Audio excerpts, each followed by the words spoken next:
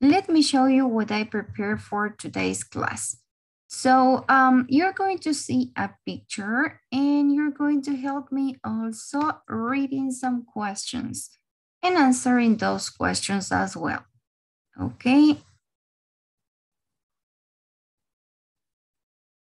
So can you see the presentation, guys? Yes, teacher. Okay. Can you help me please reading the first part? Let me see. Help me reading the first question. Can you do so, please? Joel, now that you can talk in your microphone. Excuse me, teacher. Can you read the question, please? Yes, teacher. Learning is thing about. Imagine you're in the photo. How will you feel? What will you do? How much do you know about this animal? Is protecting the environment important to you? If so, what do you do about it? Exactly. Thank you, Joelito. So you helped me reading both sentences. But let's think about the first one, guys, the one in red. So imagine you are the guy in the picture. Imagine you are this guy over here in the picture. How would you feel? ¿Cómo se sentirían si fuesen el señor de la imagen?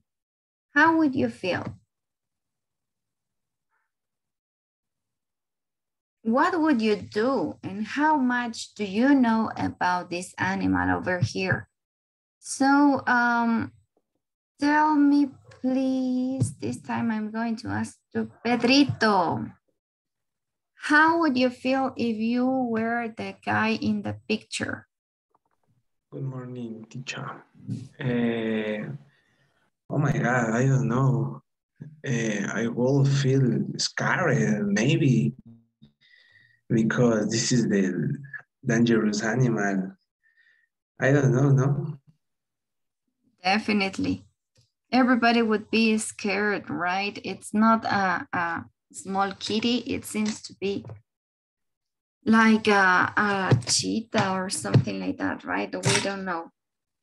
So what about you? How would you feel? Let me see. Pame Caicedo. How would you feel if you were the one in the picture?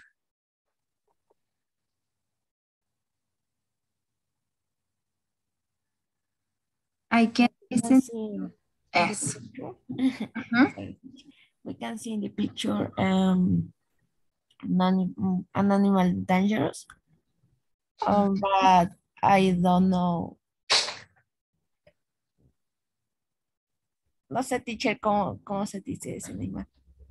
How would you say it in Spanish? Jaguar? Okay. Okay. It could be a jaguar, or maybe it could be something, as you said, a dangerous animal, right? Nos dijo Pame, nos ayudó con que es un animal peligroso, right? Dangerous animal. Don't forget. Sorry, guys, to use first the adjective. ¿Sí? Cuando estamos calificando algo, en este caso, for example, we were saying that this animal was dangerous. We're going to use first the adjective and then the thing or animal or place that we are describing. So it's a dangerous animal, right? Let's see how or much do you know about this animal, or what would you do? Can you tell me, please? Dianita Padilla, how would you feel if you were in the one in the picture? ¿Cómo te sentirías si fueses el de la foto?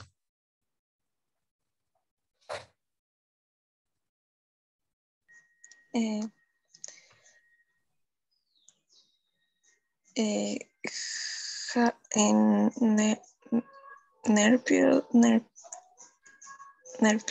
and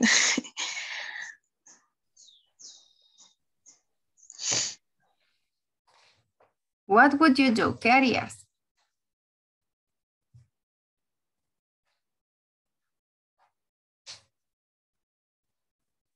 What would you do, Dianita?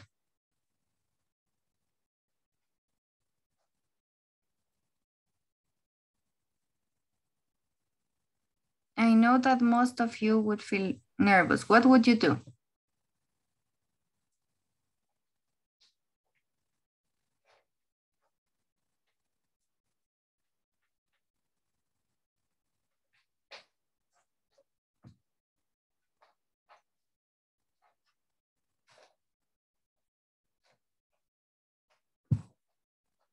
Let me see. So most of you told me that you would feel scared, nervous, and that this is a dangerous animal, right? Maybe it's like a wild animal. We call them wild animals. Todos los animales salvajes que podemos encontrar en la selva, ¿no? We call them wild animals. Les llamamos animales salvajes. So let me write it over here. They would be wild animals. So now, can you help me with the answer of number 2? Is protecting the environment important to you? If so, what would you do? What would you do about it? ¿Sí? ¿Es importante proteger el medio ambiente para ustedes?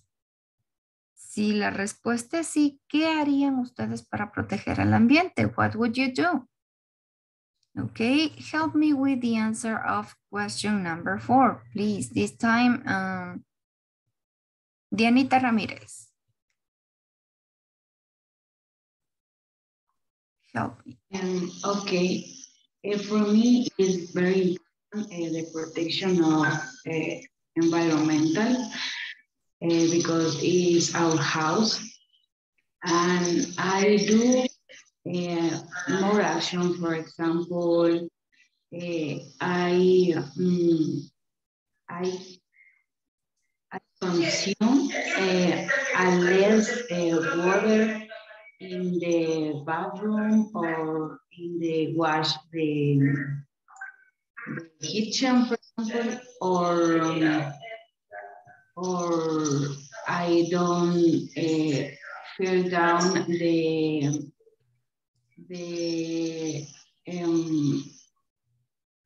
basura Ash?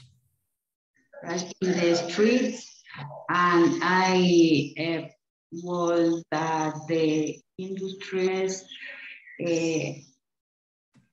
augment of taxes for the oil industry. Okay, those are excellent actions. Definitely, when we're talking about protecting the environment, we can make actions. You told us that you will spend less water, that you are also going to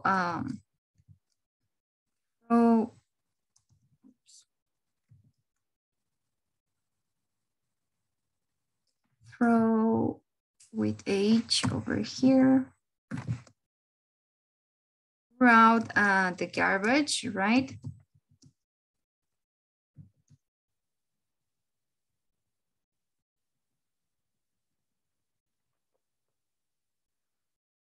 When we are talking about all the things that we put them in the trash,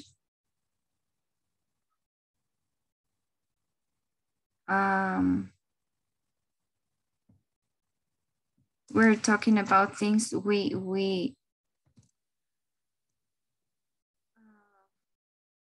desechamos, no la basura. So and the same happens with the garbage, right? Both in this case, both words mean the same. Si estas dos últimas palabritas significarían lo mismo, garbage or trash, y serían la basura, ¿no? Okay, Dianita gave us very good solutions or actions we can make to protect the environment. What do you think, Genesis? Can you help us with the answer of number 2? Hello, teacher. Okay.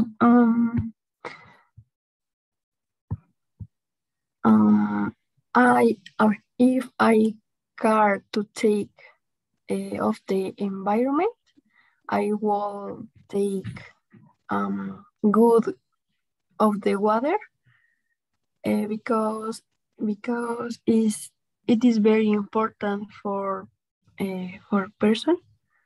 I will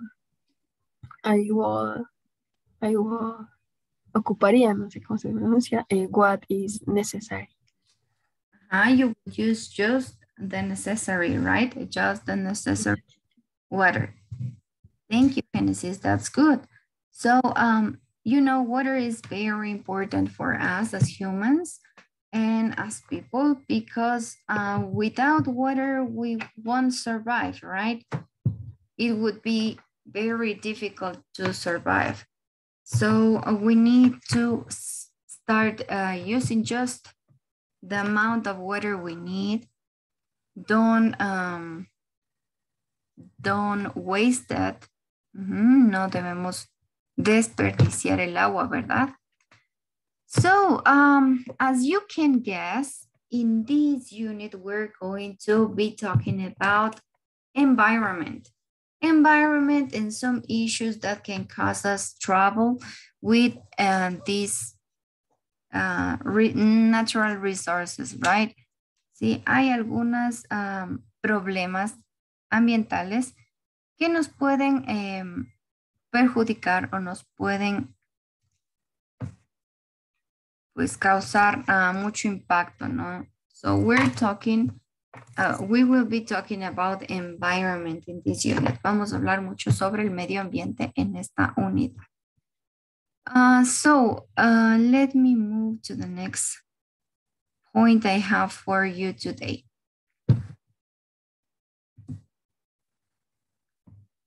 Just let me erase this.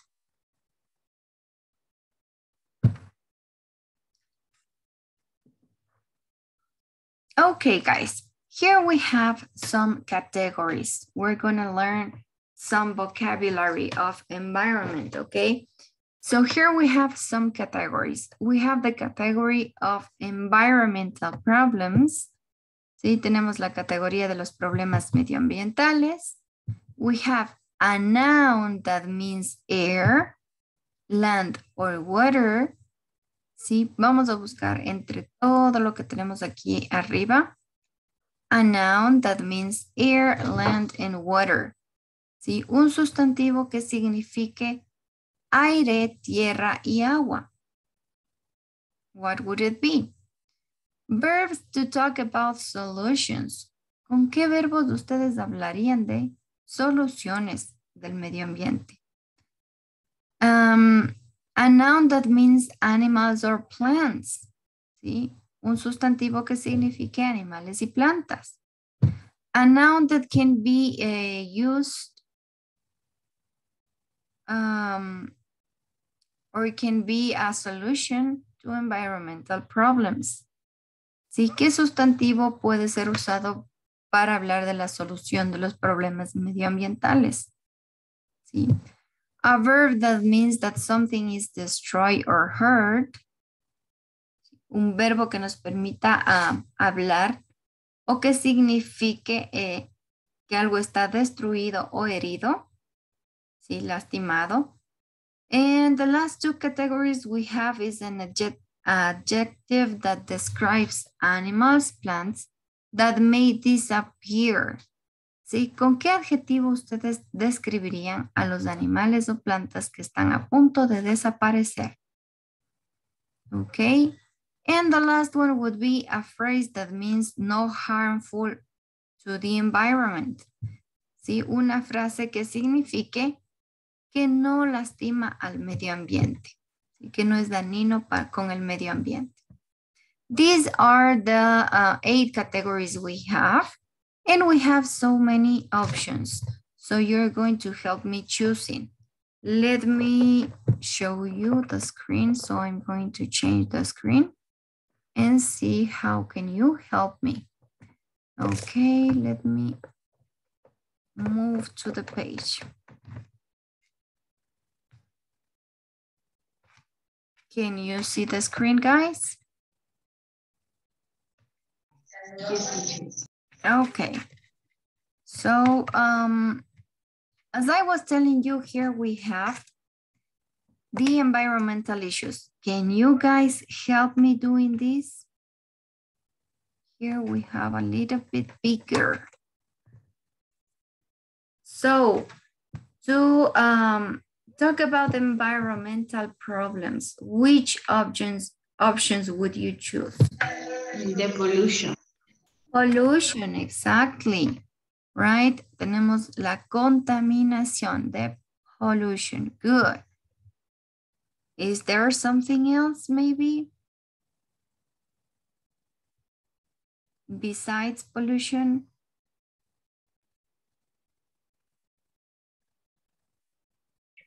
Damage. Damage. Damage would be a verb. This is going to be somewhere else. Climate change. Climate change. Good. Exactly. El cambio climático. This is a very serious environmental problem, right? So now let's find some verbs that means that something is destroyed or hurt. ¿Sí? ¿Qué verbo nos permite referirnos a que algo está destruido o dañado? Damage. Damage. Damage, exactly. So here we are with damage. Good. Now, can you help me with a noun that means air, land, and water? ¿Qué sustantivo ocuparíamos para referirnos al aire, a la tierra, al agua? The environment. The environment. Very good, Alan.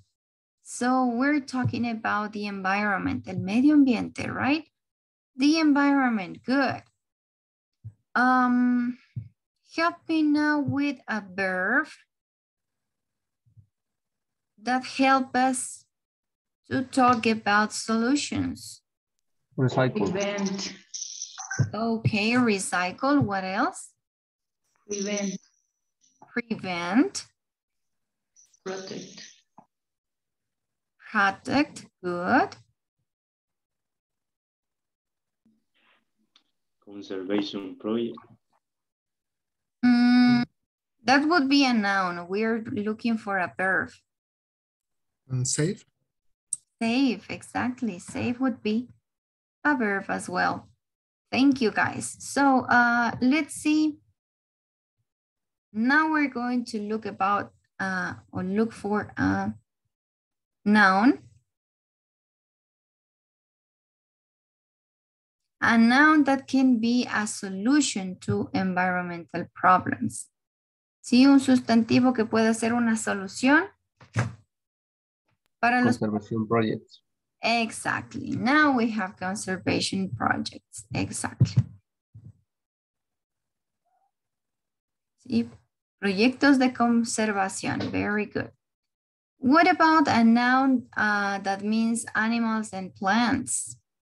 Wildlife. Wildlife, exactly. La vida salvaje, no? Wildlife. What about, we have two left.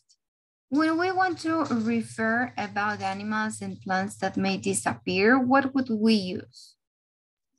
Endanger. Endanger. Sí, endanger animals or endanger plants. Cuando ustedes quieren decir que algo está en peligro de extinción, van a ocupar la palabra endanger. Right?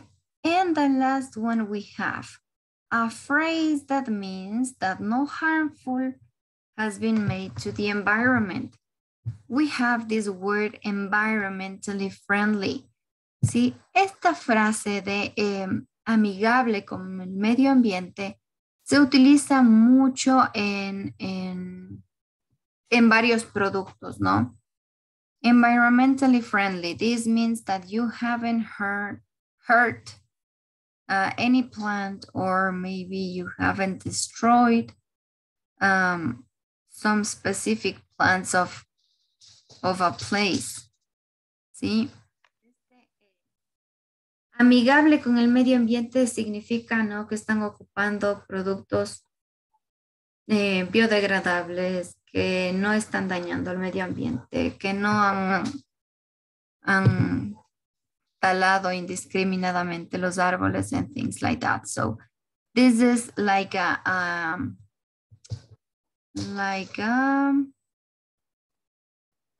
how can we say, like a quality icon, or like a quality sign that you are making your products in a friendly way. Sí, es como un sello, básicamente un distintivo de calidad medioambiental, environmentally friendly. Okay, guys, thank you so much. You did a great job. Keep in mind these words. Solo no nos olvidemos de estas palabras, ¿no? Hablábamos de pollution, contaminación, climate change, que sería el cambio climático, the environment, cuando nos referimos al medio ambiente, y algunos verbos que podemos ocupar para hablar de las soluciones, como me daban anteriormente, sería recycle, prevent, save, or maybe protect. There are some other verbs as well, but they mean another thing. For example, the verb damage, that means that something has been destroyed, right? Este verbo damage significaría hacer daño, lastimar, dañar, ¿no? And the other ones that we already talked about. Good. Thank you so much, guys. Let's move to the next activity I prepared for you. Vamos a ver la siguiente actividad. So let me just escape from this, so we can make the next activity, because we have some vocabulary as well. There you go. Okay, guys, as you can see here, we have a list of words, right? We have local, we have destroy, we have survive, we have limit, natural, we have species, we have creature, and we have endanger. Can you guys help me matching these words with the corresponding meanings in the right side? ¿Sí? ¿Cuál sería el significado de estas palabras, sí, que tenemos en el recuadro rojo? Help me matching, ayúdenme a unir. For example, local. ¿Con cuál le unirían ustedes? With 2. With number 2. Okay. So found in from a small area, especially of a country. Okay. What about destroy?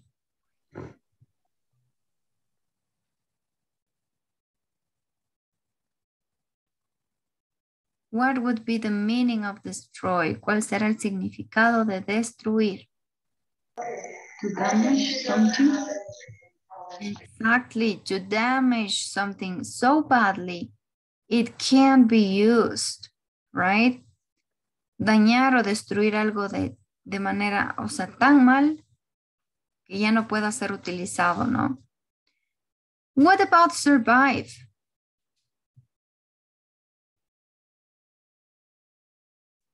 There's a song with this word. Hay una canción con esta palabra. Continue living. Continue living, right? I will survive. Yes, to continue living. Es decir, seguir viviendo, no sobrevivir. To survive. What about limit? To control something. Okay, Agree? yes. To control something so that it doesn't become bigger. ¿Sí? Limitar sería controlar algo de manera que no se vuelva más grande, ¿no? To limit. Good. What about natural?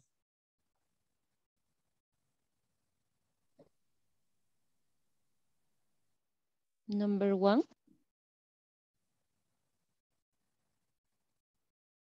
Okay, found in nature and not made by people. Could be, yes.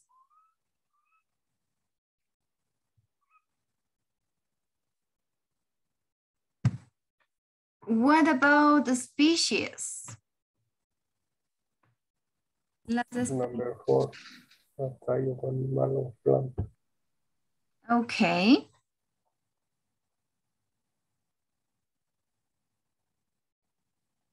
A type of animal or plant. Good. What about that creature? Una criatura. What would it be? Maybe number 7, anything that lives but is not plant. Exactly. We can refer with this word creature to anything that lives but it's not a plant. Sí, nos podemos referir a cualquier cosa viva que no sea una planta con esta palabra creature, no criatura. So the last one we have is endangered. We are going to use this word to describe an animal or plant which may disappear because there are not many alive.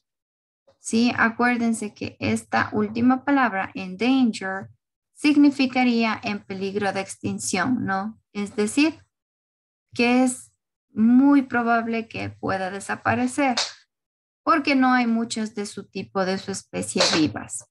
¿Ok? So, thank you guys. Keep in mind these words because probably you're going to use them later on. And let's move to the next activity. Let me erase this so we can continue.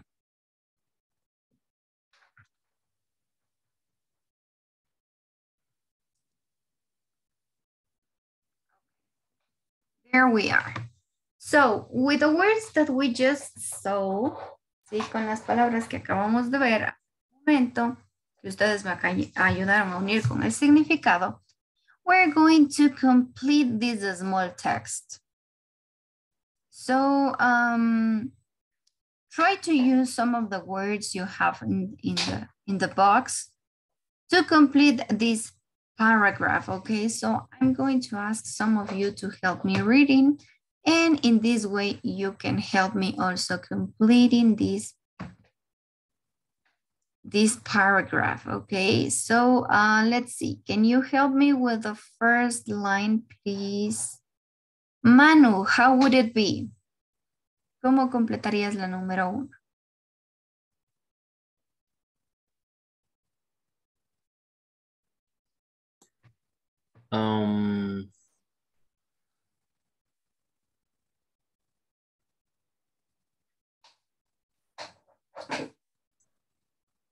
This is spaces. No, or creature. Help me reading the whole line. Ayúdame leyendo toda la línea. This is my favorite animal, the orangutan. Unfortunately, this great app is creature. It's terrible that people are cutting down the trees in the area where it lies. Okay, so Manu nos dice, this is my favorite animal, the orangutan, right? Sí, este es mi animal favorito, el orangután. Unfortunately, sí, desafortunadamente, este gran ape, what's the meaning of ape? Simio. Exacto. Si han visto el planeta de los simios, lleva esta palabrita en su nombre, ¿no? This great ape, ¿sí? Este gran simio, está Aquí el... In danger. Exactly, in danger. Sí, aquí el... The clue, sí, la pista para darse cuenta cuál es la palabra correcta es esta palabrita que teníamos al inicio. Unfortunately. Desafortunadamente. ¿Sí? Entonces vamos a buscar algo relacionado con algo desafortunado, ¿no? Con algo que no sea una buena noticia. In this case, the one that fits better would be in danger, right? Este gran simio está en peligro de extinción. So it's terrible that people are cutting down the trees in the area where it lives. Sí, es una pena que esté destruyendo, cortando los árboles en la zona donde él vive. Let's move to the next part. Can you help me, please? Can you help me completing the next sentence, please? Nico, help me with number 2. If you are not careful. Okay, teacher. If you're not careful, its home will be completely destroyed. Exactly. Will be completely destroyed. Yes. Si no tenemos cuidado, su casa va a ser completamente destruida, ¿no? La casa de los orangutanes. Fortunately, afortunadamente, help me completing the last one, please, this time. David Venegas, help me with the last one. Afortunadamente, fortunately.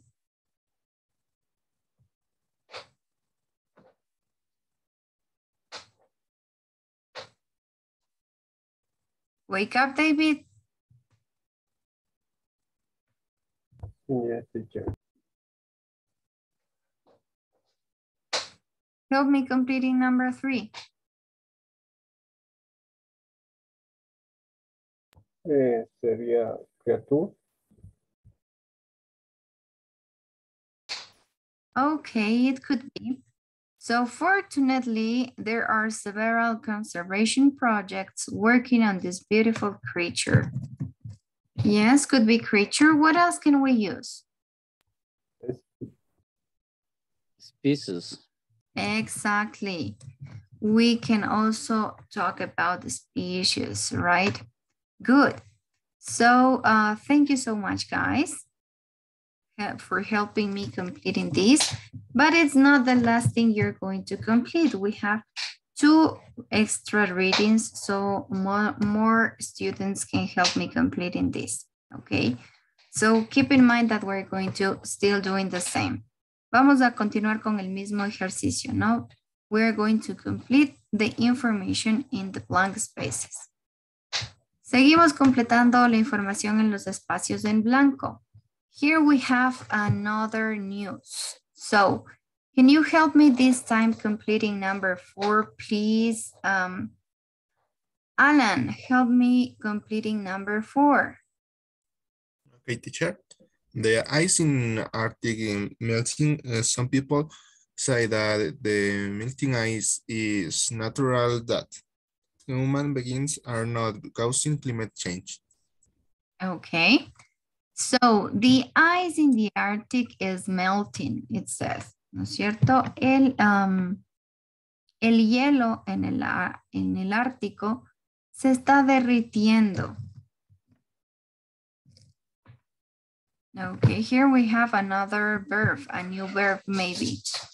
¿Sí? Tal vez por ahí puede ser para algunos nuevo este verbo, que significa derretir, ¿no? En este caso se está derritiendo. El hielo se está derritiendo en el Ártico. Some people say that the melting ice is natural. Sí, algunas personas dicen que este derretimiento del hielo es natural. that human beings are not causing climate change. ¿Sí? Es decir, que los seres vivos no están causando el cambio climático. But we need to do something about it.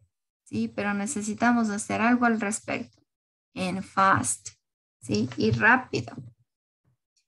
The weather is getting stranger, right? El clima se está poniendo extraño. And as a proof, you can see that sometimes you go out and it's very shiny outside and then it starts raining, right? Sí, el clima se pone muy extraño.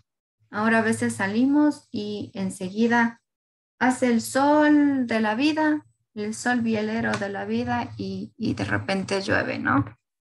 So, some scientists think that many what? What would you complete in number 5? ¿Con qué completarían la número 5? Francisco, help me completing number 5. Creature.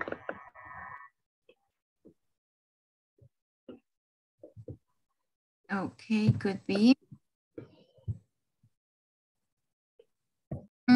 Remember that creatures were just for everything, but not for plants. So what would it be instead of creatures? Especies? Species, yes. So some scientists think that many species, because we are including plants, will not be able to. Los científicos creen que algunas especies no serán capaces de Survive. survive, exactly. They won't be able to survive. ¿Sí? No van a ser capaces de sobrevivir if the temperature changes too much. ¿Sí? Si la temperatura cambia mucho, ¿no? Especialmente los animales de las local animals. For example, we're talking about polar bears, ¿no? ¿No es cierto? Los ositos polares, los ositos de la Navidad, maybe in danger, ¿no? Pueden estar en peligro. So, let's continue with the last paragraph. Tenemos el último párrafo con problemas ambientales. Help me reading and help me completing this paragraph. So, let me do, or help me doing so. Dieguito Castillo, help me with this first part.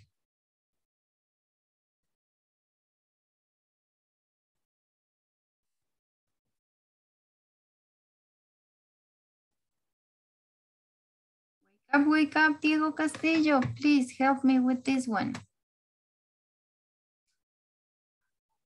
Oh, so sorry. Try to look for a microphone so you can help me later on, okay? Help me please this time. Victor, help me reading this part, please. Pollution is a big problem here. The air is often like a dirty gray foam. You can hardly see what is in front of you. A lot of people are getting ill. The government needs to limit the number of cars and factories.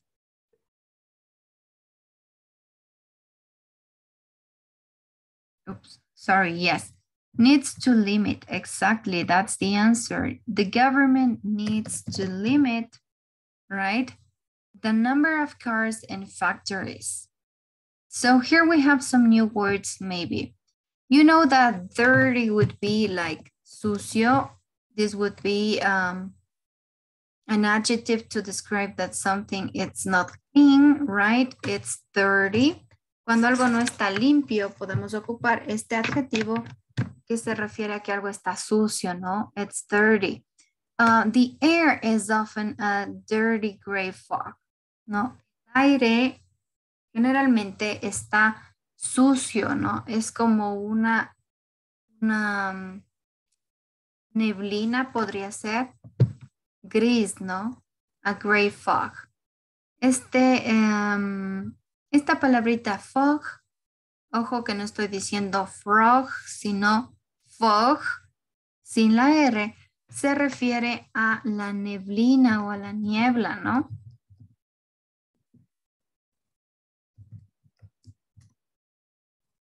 That we can have. You can hardly see what is in front of you. Mucha dificultad podemos ver lo que está frente a nosotros. A lot of people are getting ill, ¿sí? Mucha gente se está enfermando y el gobierno necesita limitar el número de carros y de factories. What's the meaning of factory? Fábricas. Fábricas, exacto. Necesita limitar el número de fábricas que emiten estos gases, ¿no? Fábricas. But we can't do anything without the support of. No podemos hacer nada sin la ayuda, ¿sí? Local people. Exactly. We can't do anything without the support of local people, right? Good. No se puede hacer nada sin la ayuda de la gente local, ¿no? De la localidad. The problem is everyone wants to drive. Sí, aquí el problema es que todo el mundo quiere manejar. Todo el mundo quiere ir en carro a su trabajo.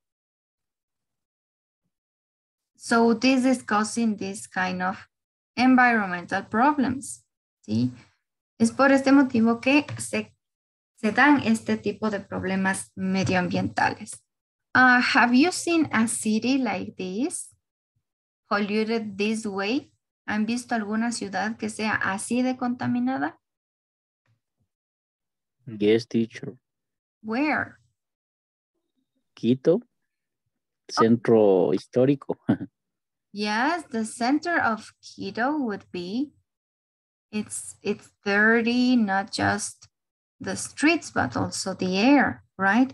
In general, most of the capitals or metropolis used to be so polluted. Sí, la mayor parte de las capitales suelen ser muy contaminadas. You know, before the pandemic starts, there were some cities in China that they needed the mask, not because of the pandemic, but because of the pollution. Sí, yo recuerdo que una compañera de la universidad se fue a Beijing, me parece. But anyway, it was a city in China. Sí, era una ciudad en China. Y claro, ella nos decía que tenían que utilizar, y hablo de hace muchos años, I mean like 8 or 10 years ago, sí, como hace unos 10 años, que la gente utilizaba ya mascarillas. Y ellos ya no podían salir de la casa sin mascarilla y era básicamente por el problema de contaminación del aire, ¿no? So they needed to use the masks. Necesitaban sí o sí ocupar las mascarillas. And it was, imagine that so many years ago, before even the pandemic starts.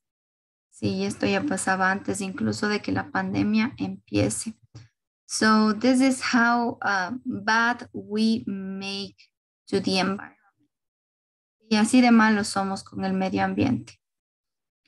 So let me share, guys, with you a specific point of the book. Sí, vamos a ver. Oh, look at this. Here we have also a picture. I haven't noticed this, but it's just like as I told you. Sí, esto es básicamente como les dije. Hay algunas ciudades en las que incluso antes de la pandemia ya se utilizaba, look at this, the masks. Sí, se utilizaban ya las mascarillas por la contaminación del aire. So, I was telling you guys that I'm going to show you the specific point of the book. We're going to see the difference of pronunciation. And talking about pronunciation, here in the class, I have a specific student who needs to tell me how does he pronounce these two words. David, me debe, cierto, la pronunciación de estas dos palabras. ¿Cómo pronunciamos estas, David?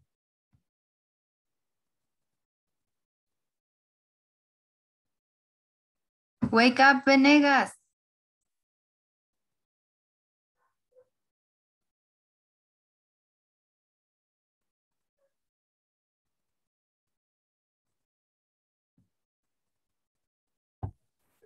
Yes, teacher. Idea is here. Okay, thank you so much. I'm so glad to hear that. David, at the end of the five levels of English, it's going to pronounce good these two words. Okay. Okay, talking about pronunciation, guys, we have in English different sounds for the vowels, especially for the A vowel, right? So you're going to listen a short record of the first sound of each of these columns, and you're going to tell me all the words you listen in each of these categories, okay? Ustedes me van a ayudar, ¿sí? Con las palabras que escuchen en cada categoría. I'm going to make a pause between each category so we can do it without any problem, okay? Sí, les voy a pausar entre cada categoría, entre cada columna, para que podamos ver la diferencia de sonidos, okay? And you can tell me also the words that you listen. Y me puedan decir también las palabras que escucharon, okay? The words you're going to listen are the words from this chart, okay? Sí, las palabras que van a escuchar son las de este recuadro. Pay attention, everybody. Let me share the sound. It's going to be high, so don't get panic. Sí, no se asusten, le voy a bajar un poco el volumen porque está bien alto. And maybe... Track 2.2. A. Conservation. Change. Endangered. Paper. Okay, what words did you listen in the first sound? We have the A sound. Change. Okay. Paper. Paper. Paper. What else? Change. Endangered. Change. Endanger. Good. Conservation. Conservation. Good. So as you can see here, of these four words we have over here, we have the A sound. Es decir, que en estas cuatro palabras, la vocal A suena como A. See, paper, change, right? Endanger and conservation. So in this case, the vowel A, la vocal A, ¿no? En estas cuatro palabras, tiene un sonido de A. Okay, so keep in mind that. You can write it, and a good way to know the sound would be to write as you listen. Sí, es en mi caso una sugerencia para que ustedes no se olviden el sonido.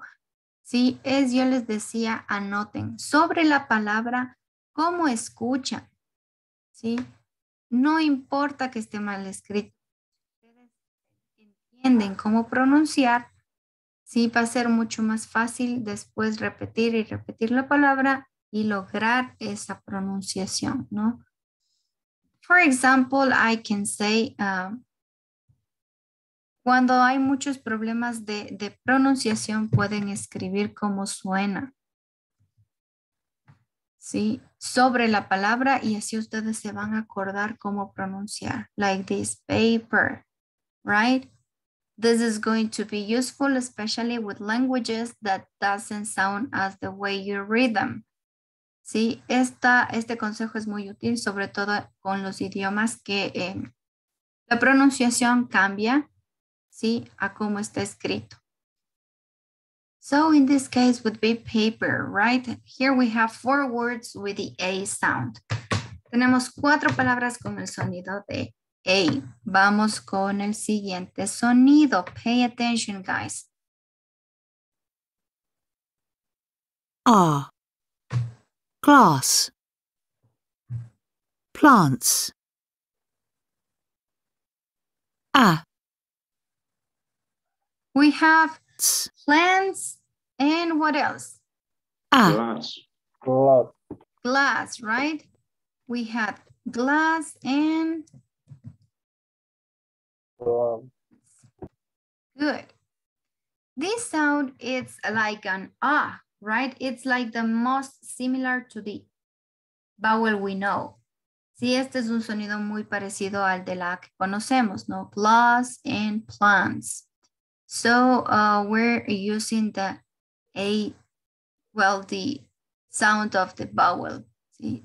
Ya es un sonido que tiende más a sonar como una A, ¿no? Plants and glass. Even though, aunque, well, we're going to see the difference later. Ya vemos la diferencia con la siguiente. Okay, pay attention to the next one. Damaged. Natural. Okay, we have this sound. Let me do it again. A. Damaged. Natural. Okay, which words did you find over here? Natural. Mm-hmm. And what else? Damage. Exactly. What's the difference with this one?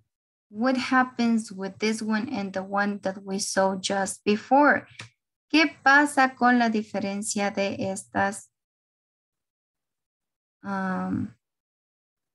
De estos sonidos de la A. This one, a good advice is that you are going to pronounce or you're going to make the sound as a E, ¿sí? Tiene esa formita AE, ¿no? Que vemos ahí. Y es porque la boca va a tener la posición como si ustedes fuesen a pronunciar la vocal E, pero en lugar de salir el sonido de E, sale el sonido de una A.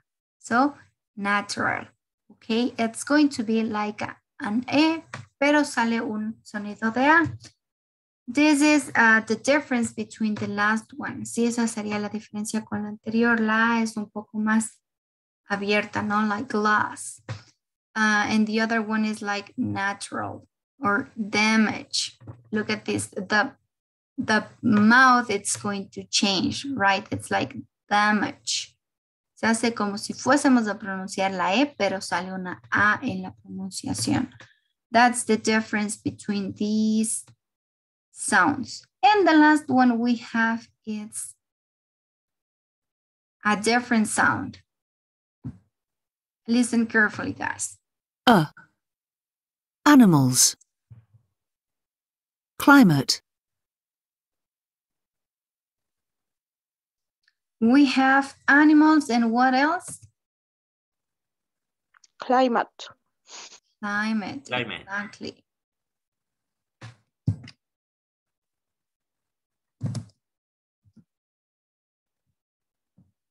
Animals, that's right. So we have animals that these sounds, it's like you need to use, you know, for make any sound, you need to move all your mouth.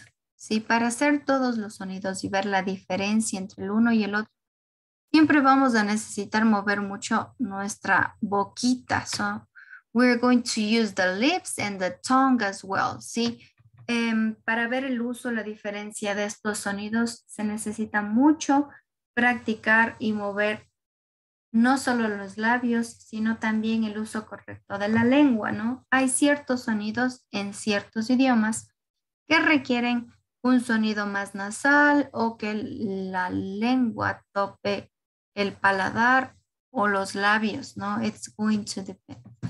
So here we have the different sounds of A, but there are some other missing. Sí, hay algunos otros sonidos que no están dentro de esta categoría que vamos a ver en un video. Okay, so pay attention to the video so you can see the difference between the sounds of this vowel. Let me show you the video, guys. Vamos a ver. Les comparto el video para que puedan ver los diferentes sonidos de la A. Well, at least one more I think it's missing here. De los que han visto aquí, creo que uno o dos están en el video. Dos nuevos. Okay, guys, there you are. Can you see the video?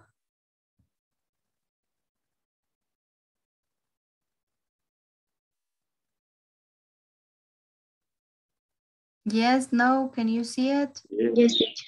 Okay, pay attention, guys.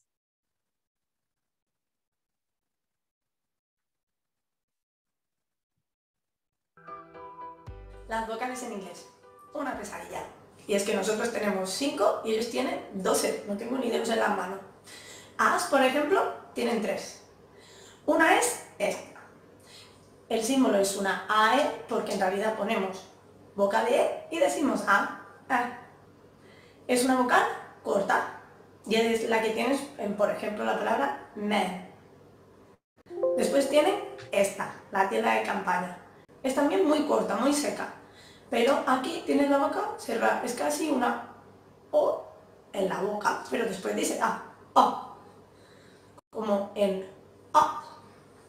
Y después tienen esta otra, que la boca la ponemos muy parecida a nuestra A, seguramente es la más parecida a la nuestra, es una vocal larga. Y es la que está en la palabra call. ¿Quieres saber cómo practicar cada una? Una manera de practicar la diferencia entre las 3 As del inglés es pronunciando palabras que tengan estas 3 As, pero el mismo contexto, una detrás de otra. Como por ejemplo, estas. La primera, cat, sería con la AE, a sonreír. La segunda sería con la tienda de campaña, caught. Y la última, con la A larga, caught. Ve moviendo la boca para ir pronunciando una y otra. Cat, caught, caught. Cat, caught, caught. Cat, caught, caught. Yeah, practicar. So as you can see, and as it sounds quite funny, right? This is a good exercise to practice the difference between the sound of some words that may cause us trouble, right? So keep in mind this exercise so you can do it at home, especially with the words that are very difficult for you to pronounce. So this would be a little bit of the pronunciation we have today for the exercise. And let me move to the explanation. I'm not going to pause in readings because, as you know, today we have to cover all the unit and we don't have so much time to make these small activities about reading. So we're moving straight to the point, and the point in the grammar main point in this part of the unit, which is lesson 5A, would be future forms. Help me, guys, or tell me, guys, which forms of the future do you know? ¿Qué formas del futuro conocen ustedes? ¿Cómo pueden referirse al futuro?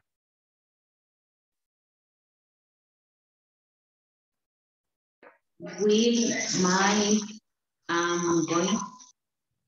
Okay, we can use will, We can use the negative form of will, that would be want. You can use also going to, you told me, right?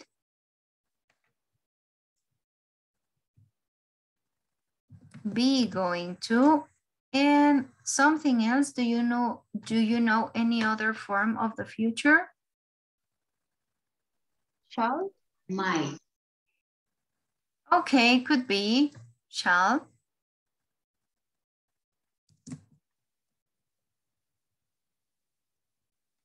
May and might are more not for future, but they are for how can we say, probabilities, we can say. So we're not using no other than shall for future when we're talking about modals.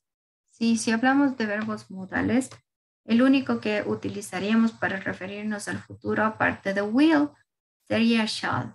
Shall, que es muy ocupado sobre todo en el inglés británico, ¿sí? Y lo utilizan mucho en oraciones afirmativas y en preguntas. Con más como para dar sugerencias que tanto como para el futuro, ¿no? But anyway, let's put this. There's also another way to talk about the future, guys. Hay otra manera de hablar del futuro. And it's with the first tense we learn in English.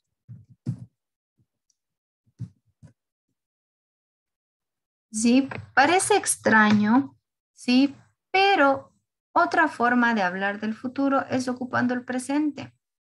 Sí, hay un presente sobre todo, hay un presente continuo que les permite a ustedes hablar de un futuro muy cercano.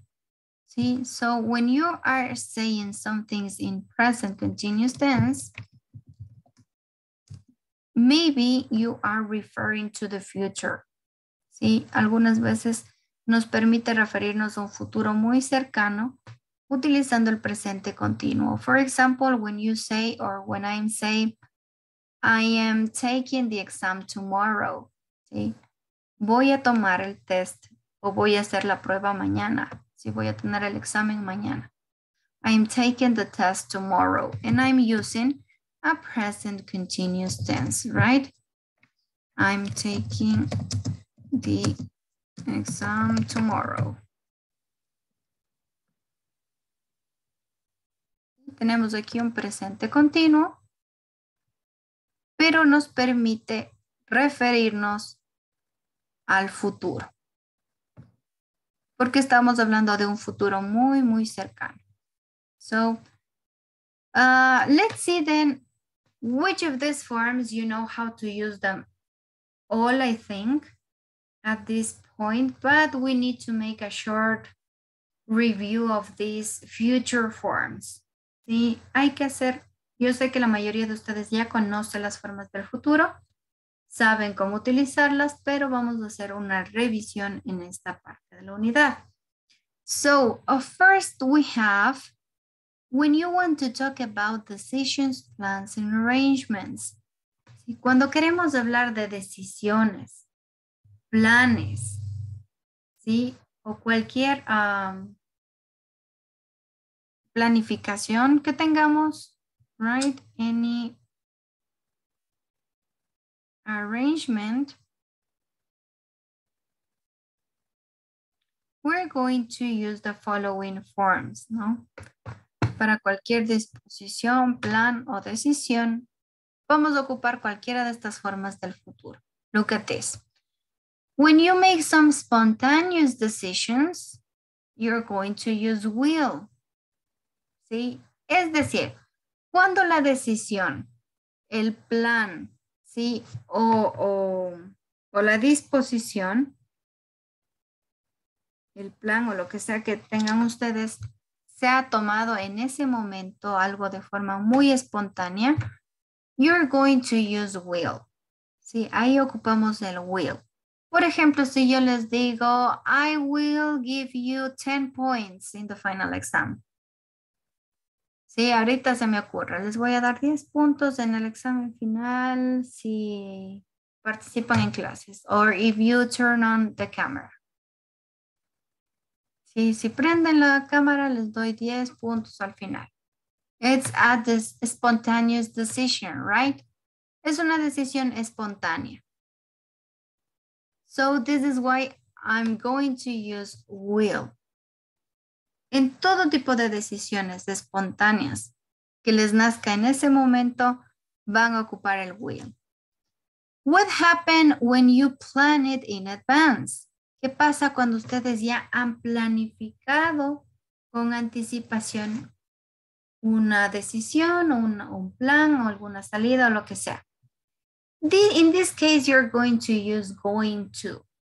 ¿Sí? Cuando ustedes ya tienen algo planificado con anticipación, ya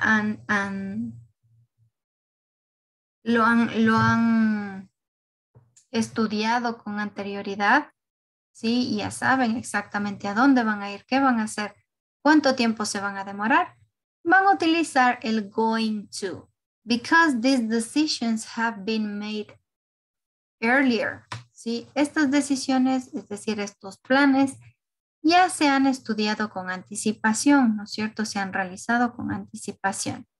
In these cases, you're going to use this going to. ¿Sí? Es decir, que para todo lo que planificamos, vamos a utilizar el going to. Okay? So, for example, we're not going to stay at the hotel again. And as I was telling you guys, you can also use this present continuous to talk about some plans you make or you have been making this previously and involve to other people in a specific time and in a specific place. ¿Sí? Cuando yo me doy cuenta que puedo usar el will, el going to o un presente continuo. ¿Sí? El presente continuo lo vamos a ocupar cuando vamos a hablar de un futuro, ¿no es cierto? Yo les decía, vamos a hablar de un futuro muy cercano y sobre todo tenemos o está dentro de esta oración, ¿no? Una persona, ¿sí? Un lugar o un tiempo definido, ¿sí? Cuando nos referimos a una persona, a un lugar o un tiempo definido. For example, I was saying I'm taking the exam tomorrow. We can say, for example, another example could be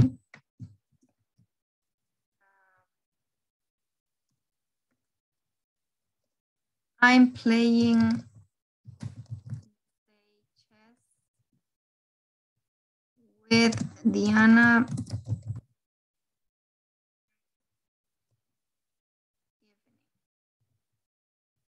Okay. I'm playing with Diana tomorrow evening. I'm playing chess. Sí, voy a jugar ajedrez con Diana mañana en la noche. We're using a present continuous. Estamos ocupando un presente continuo, ¿verdad? Y también tenemos otra persona adicional a la que está realizando la acción, es decir, yo. En este caso sería Diana. Y tenemos un tiempo, ¿no es cierto? Un tiempo específico, tomorrow evening, mañana en la noche. And by the way, this tomorrow is a very close future. Sí, este mañana se refiere a un futuro muy cercano. Okay. So, let me see. This is like a short explanation. There are some other differences between these three. So I'm going to show you a chart and we can be a little bit more clear. I can say the difference between these three forms, okay? So let me erase this so we can move to the next point. We were saying also that these three, sorry guys, can you see the presentation? Something happened with my computer. I was saying, guys, that we're going to use the future also when we talk about promises, offers, or suggestions. Sí, también vamos a ocupar estas formas del futuro cuando hablamos de ofrecimientos, ¿no? O cuando uno se ofrece hacer algo, cuando uno promete algo o cuando uno sugiere algo. We can use this in these three cases, right? And when you're talking about offers, promises, and suggestions, you can use these two, guys. En ese caso podemos ocupar estos dos. Will to make offers and promises. Cuando ustedes prometen algo, ¿sí? Como por ejemplo a sus novios o novias les dicen, I will love you forever. ¿Sí? Te voy a amar por siempre, ¿no? I will love you forever. Están haciendo promesas, ¿no es cierto? But when you want to make a suggestion or maybe an offer, it's more common to use shall. Sí, cuando ustedes están ofreciéndose a hacer algo con alguien o están ofreciendo o sugiriendo hacer algo, lo más común es utilizar shall, ¿sí? Instead of will. Es mucho más común utilizar el shall para sugerencias y ofertas, ¿no? Ofrecimientos de algo. And finally, we have predictions. Sí, finalmente tenemos las predicciones. When we talk about predictions, they are obviously going to be about the future. Sí, si hablamos de predicciones, definitivamente va a ser a futuro. Sí, en este caso tenemos dos opciones. We can use will or we can use going to. What's the difference between both? ¿Sí? ¿Cuál sería la diferencia entre las dos? Cuando ocupamos will para una predicción y cuando ocupamos going to para una predicción. Pay attention. Will, it's going to be when you are making a prediction with no basis. ¿Sí? El will ocupamos para hacer una predicción sin tener sustento, es decir, sin tener pruebas.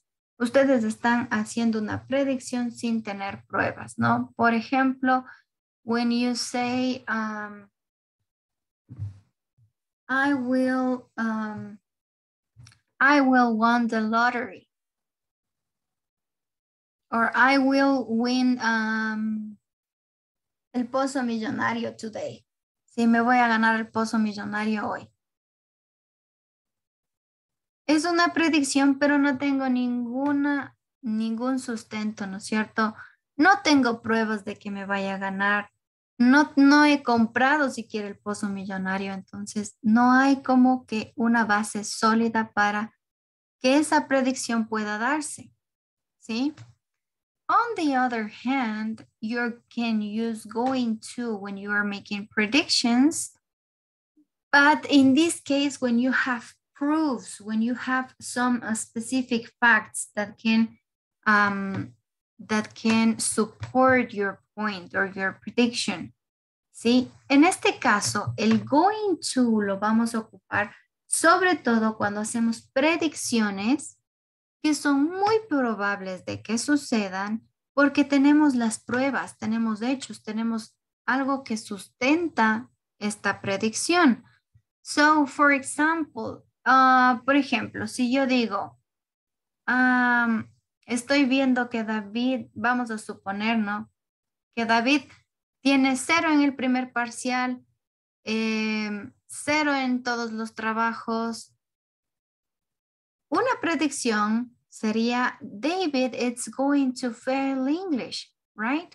David va a reprobar inglés. Si veo que todas las notas son 0, it's almost a real fact, a real prediction that he's going to fail, right?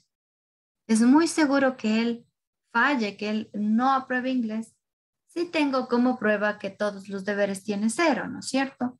So this is the way you use going to make predictions. Así que cada vez que vayan a hacer una predicción, ¿sí? Y ustedes tengan las pruebas como para asegurar que eso va a pasar, you can use going to. ¿Sí? El will para predicciones es básicamente el que ocuparían las adivinas, ¿no es cierto? Porque ellas no tienen ninguna prueba, no tienen ningún hecho que pueda asegurarles que lo que les dicen vaya a suceder. So, this is the difference between both, guys. Esa es la diferencia entre los dos. So, here we have a big chart, guys. Tenemos un gran cuadro con los tiempos que podemos ocupar, ¿no es cierto? Para hablar o para referirnos al futuro. We were seeing the use of will. We were seeing the use of going to. Right? We saw the use of this present continuous. We can also use the present simple when you have something scheduled in advance. Sí, el presente simple también puede tener un significado de futuro, siempre y cuando estemos refiriéndonos a actividades que ya hayan sido agendadas con anterioridad. ¿Sí? For example, here we have the train leaves at 4 o'clock. No, el tren sale a las 4 de la tarde. ¿Sí? Hablamos de un futuro muy, muy, muy cerca. Faltan unas horas para las 4 de la tarde. Pero esa salida del tren ya ha sido agendada con anticipación, ¿no? So the train leaves at 4 o'clock. It means that it has been prepared in advance. Sí, ha sido ya agendado con anticipación y puede ser ocupado con el significado de futuro. Okay, and as Dianita told us, recuerdo que Dianita Ramírez también nos dijo, podemos ocupar may or might. Estos nos permiten hablar más de posibilidades, ¿no? Del futuro. Algo que como bien puede pasar, también no puede suceder, ¿no? I may go to the party tomorrow. I'm not sure. ¿No? Es probable, es posible que vaya a la fiesta mañana, pero no estoy seguro, ¿no?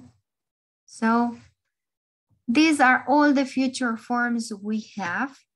Estas son todas las formas del futuro que tenemos. And to see if you got it clear, para ver si es que está comprendido, we're going to make a short activity, guys. Vamos a hacer una pequeña actividad. So let me show you the activity. Pay attention and you're going to help me completing these future forms. Oh, oops, it's over here. So we were talking about some environmental problems, right? Hablábamos de algunos problemas ambientales. So this time you're going to choose the right future form to complete these sentences. Me van a ayudar escogiendo la forma de futuro que mejor corresponda en la oración. Okay? So let's begin with number 1. Which one would you choose? Luisito, help me with number 1.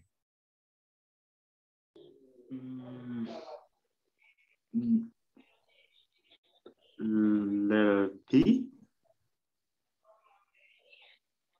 Why? Why letter D? B. B, okay.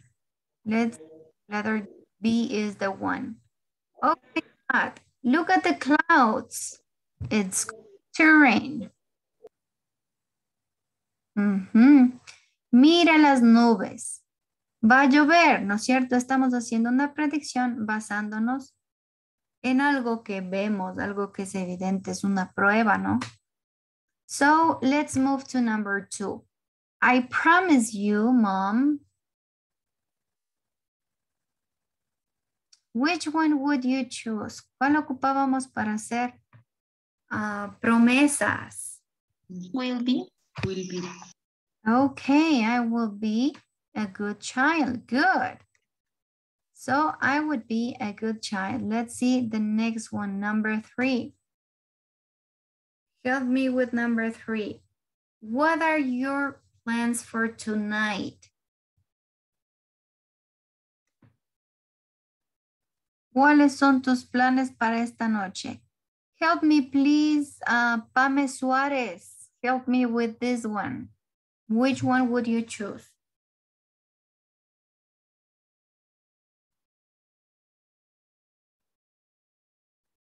Letter B. Okay, well, I am going to have a dinner with my parents and my boyfriend. And then Brian thinks we are going to go for a ride, maybe? Let's see. Do you agree, guys? Letter B?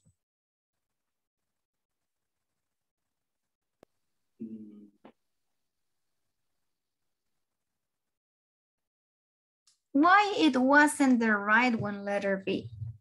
Think about it, guys. Let me go back.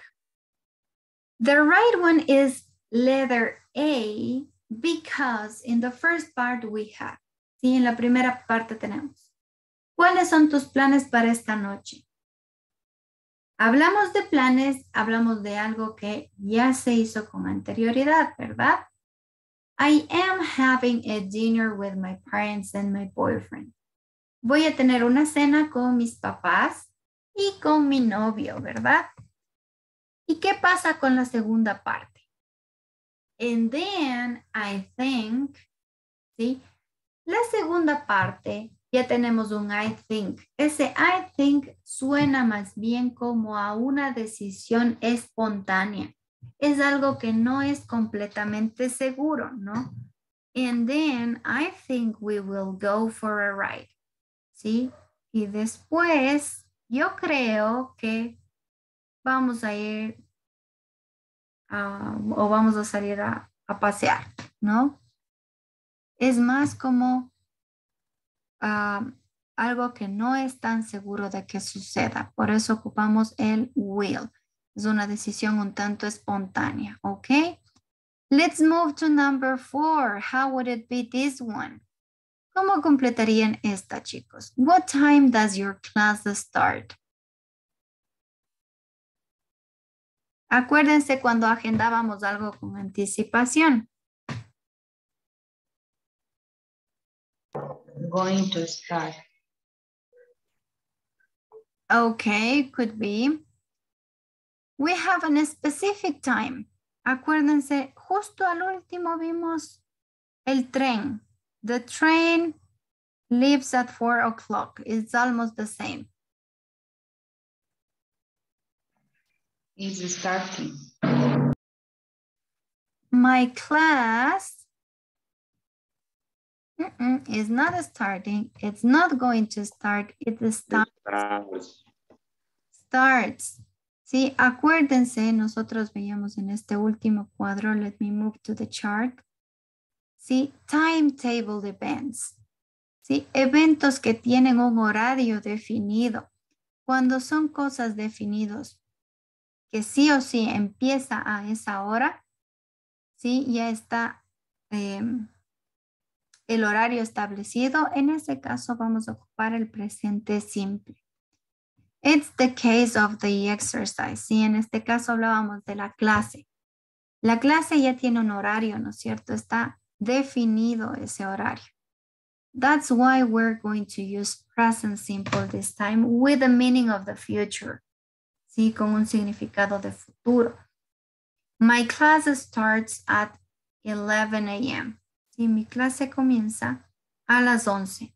Aunque faltan 2 horitas para las 11, sí, es un futuro muy cercano. My class starts at 11 a.m. Let's see the next one, guys. Vamos a la siguiente. Let's move to number 5. So, Gerald and Scarlett, what do you think?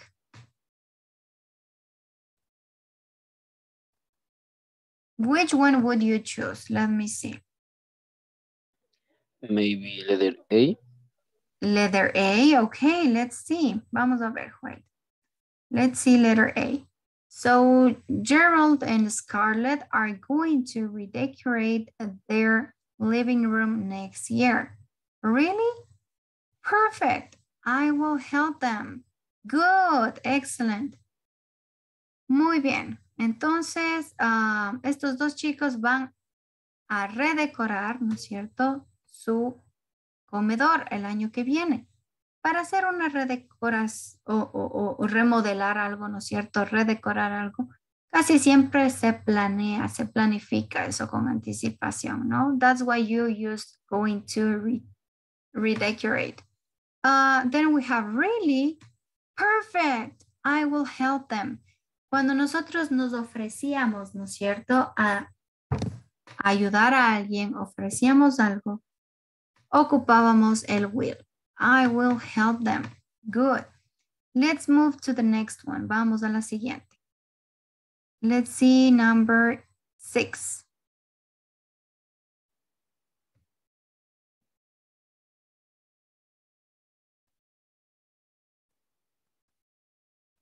Okay, let's see the next one. It's not moving.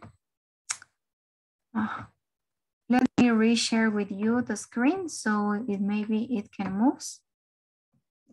Sometimes we have problems when sharing the screen. So let me see and let's move to the next one. It doesn't want to move. Let's see over there maybe.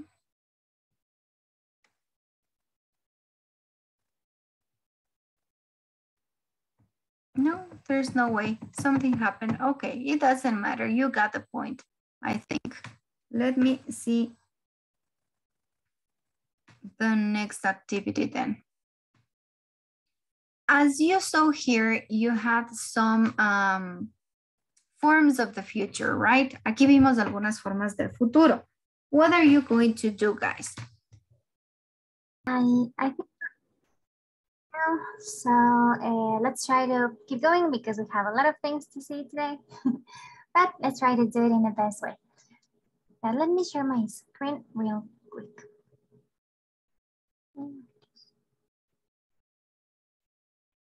Okay. So can you tell me please if you can see my screen right now? Oh, okay, thank you so much. So guys, like teacher said, welcome back. I hope you had a nice break and you're ready to learn something new. We're moving on into Unit 5B. So first of all, let's remember that with teacher Steffi, we were already studying about nature, right? That's the main topic. Así que para continuar con el tema principal, we are going to be doing an activity related to nature, with creatures from nature. So here we go. Okay, so in first place, here we have elements that are common, like, well, not elements, creatures, like a dragon lizard, we have a typical seashell, we have spider, of course. And what we are going to do right now is that we are going to match with things that exist in the real world, objects that you think they can be related, ¿ok? Entonces, lo que vamos a hacer justo ahora es que vamos a relacionar, ¿ok? Lo que creamos que tiene más sentido, más relación entre una creature, ¿ok? Entre lizard, entre typical seashell and a spider, con elementos such as a glass of water, a safety helmet, and a robot spider, okay? So let's try to imagine. Maybe any volunteer, guys? What do you think it could be related? Any guess? Maybe? No? Let's try to think it this way. These elements up here are pretty much inspired by the animals down here. Okay, los elementos que tenemos aquí arriba. Okay, ¿sí? Yes. The figures is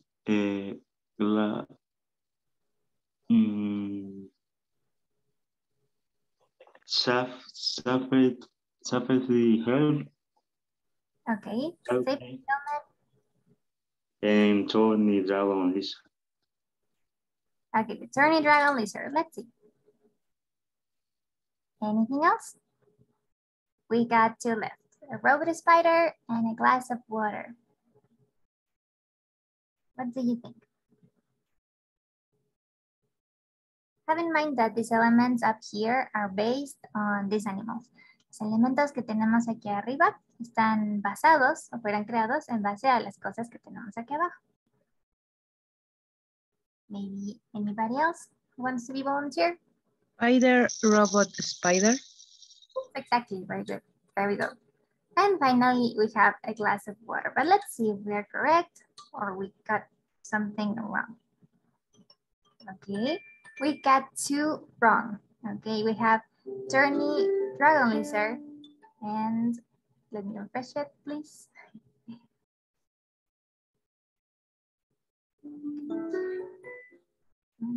Spider right here. But we have that these two of down here are actually wrong. And this is the reason why. Actually, the safety helmet is based on a typical seashell. Este casco de construcción de seguridad está basado en a typical seashell, okay? And a glass of water is based on a thorny dragon lizard. Quizás parece que no tiene mucho sentido, but let's find it out with an audio, okay? So let's see. Go. We're gonna listen an audio and you're gonna try to fill in the gaps of this summary. All right, vamos a escuchar un audio y vamos a intentar rellenar este resumen, summary, con las palabras que vayamos escuchando en el audio, okay? At the same time, we're gonna be finding out why those elements are related with the creatures. So let me play the audio. Track 2.8.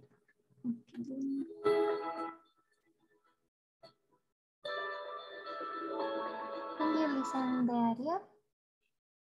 Yes, we can. Yes, teacher. Teacher. But we need to see the summary also.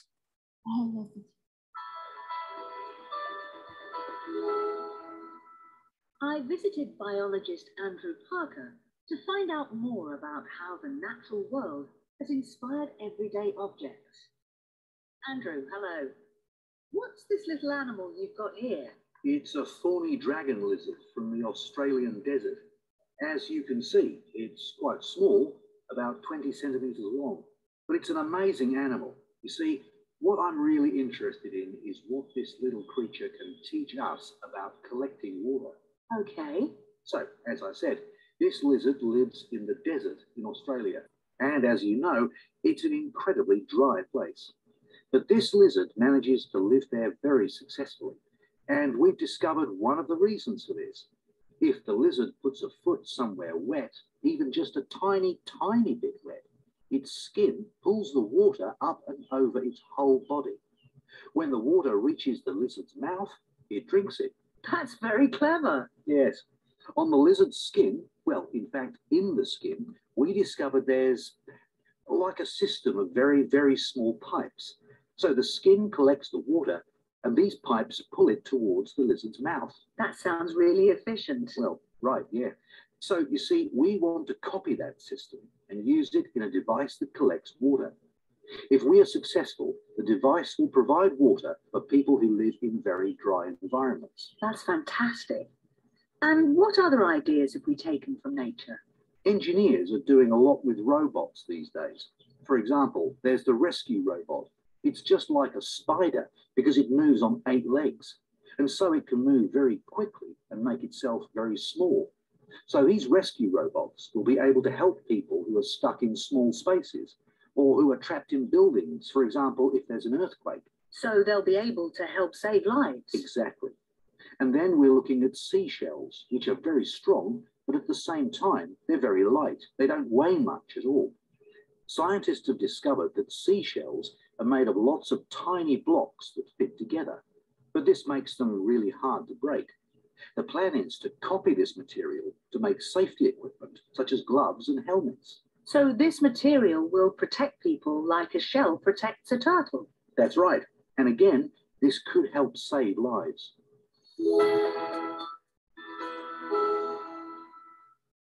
Hey guys, maybe do you want to listen again? Or let's try to fill the gaps. Yes, teacher, listen again, please. Here we go. So then we have, these will help people who live in very fat environments. What do you think?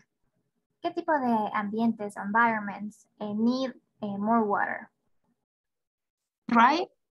Yes, exactly. Dry environments. Because as we know, dry means seco, right? So this implies that it's necessary to have water. And if we have a system that helps us to collect water, it's gonna be very useful, right? Then we go with the number 2 and says, most spiders can move, but and make themselves very small. Did we got it? How spiders can move? Are they fast? Are they slow? Fast. Yeah, they're fast, right? And maybe a synonym for fast, do you know it?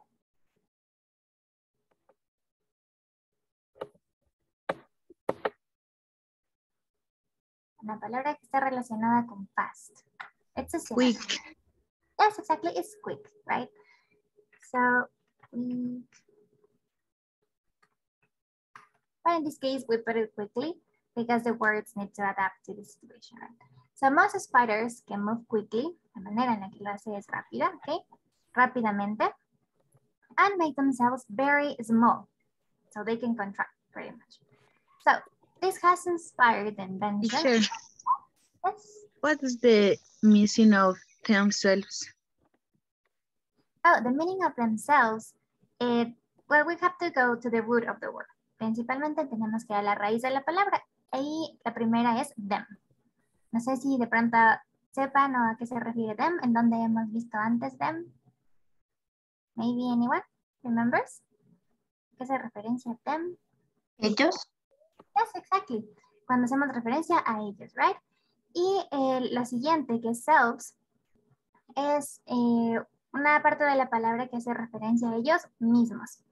Es como cuando digo myself, yo misma, en este caso themselves, ellos mismos. All right? That would be the meaning of it. So, let's move on.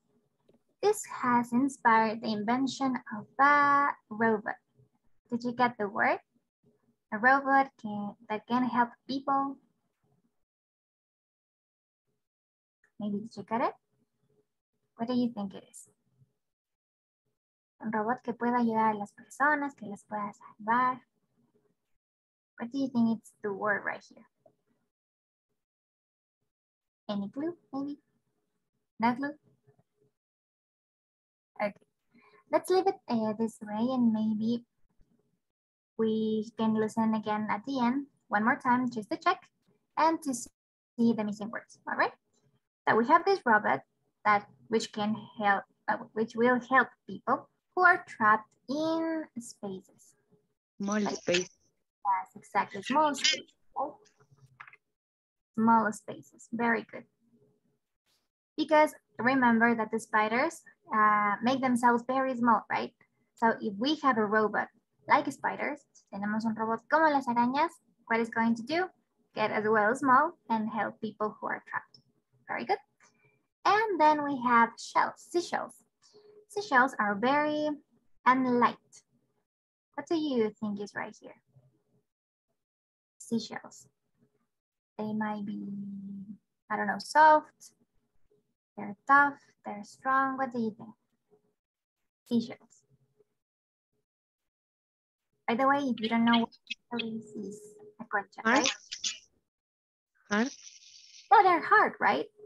They're hard. Y el mismo hecho de que sean hard las hace fuertes. And do we know the translation of fuertes? How do we say fuerte in English? Strong. Exactly. So seashells are very strong. and light. So this has inspired the production of material for safety, such as gloves and helmets. Do we know the word right here?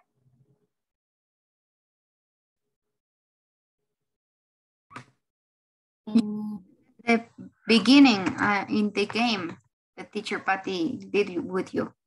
A safety. Maybe did you get it? Okay. Rolls. I'm sorry? Rolls. Scrub? Not rolls. Herramientas. Tools, maybe? Yeah. Yeah, remember that when we have two O's in a word, it pronounced like an U, okay? So, tools. Cuando tenemos dos O en una palabra, generalmente le pronunciamos como no. All right, so remember, tools. Thank you. So, for safety, so this has inspired the production of material for safety tools, such as gloves and helmets. It could be right. So, let's check if we are right, and let's see the missing word. So, let's gonna hear it one more time. And we're moving on to the main topic of the session. All right. So for today, we're gonna be learning a grammatical topic, okay, a grammar topic. And this is going to be very helpful more than anything because we use it on a daily basis. And it's around the context of what if a specific thing is going to happen. So to get into that, we're gonna do a short activity. First of all, we're in Christmas, right?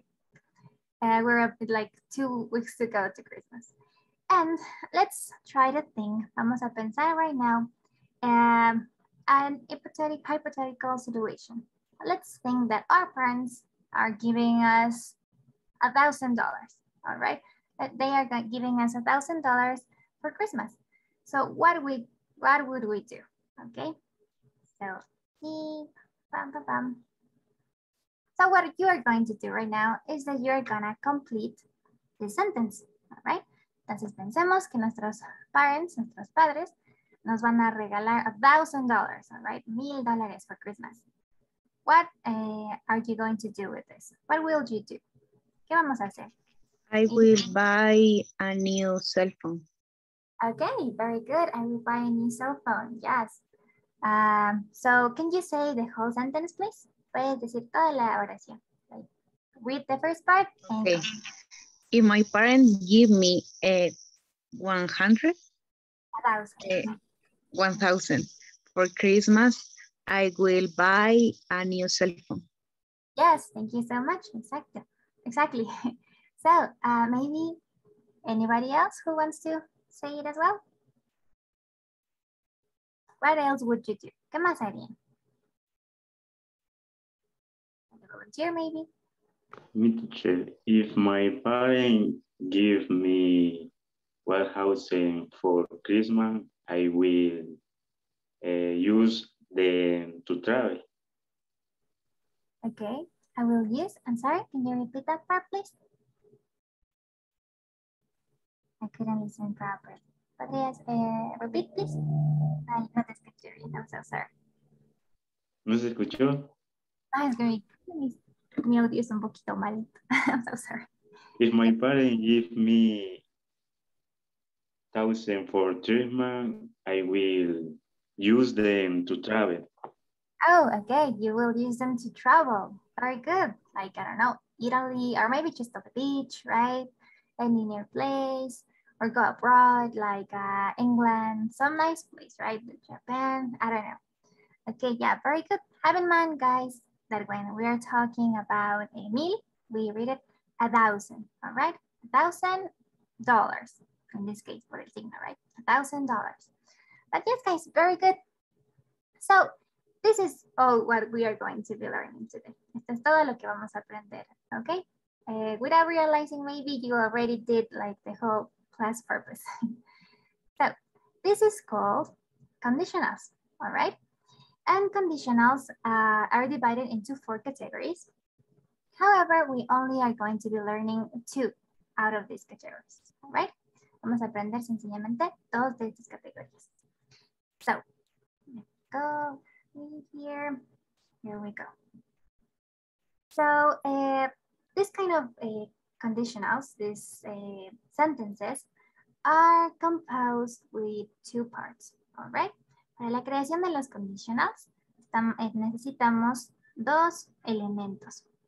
In the first place, the condition, all right? The condition, and go, the result. Okay, there we go. Siempre, guys, have in mind que este tipo de oraciones siempre are going to be composed with two things. The condition, la condición, and the result, el resultado. And honestly, it doesn't matter if the result goes first or it goes second. Okay, so the result can be in this part, al final puede ir, or as well can go at the beginning, all right? Of course, the condition as well. Puede ir al inicio, or it can go in the beginning, all right? There we go. Two forms of making them. So, let's go over here. Let's analyze quick each of this.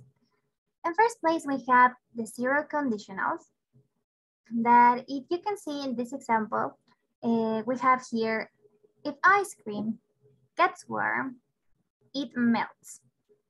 Entonces, cada parte de, cada color representa una parte de la oración.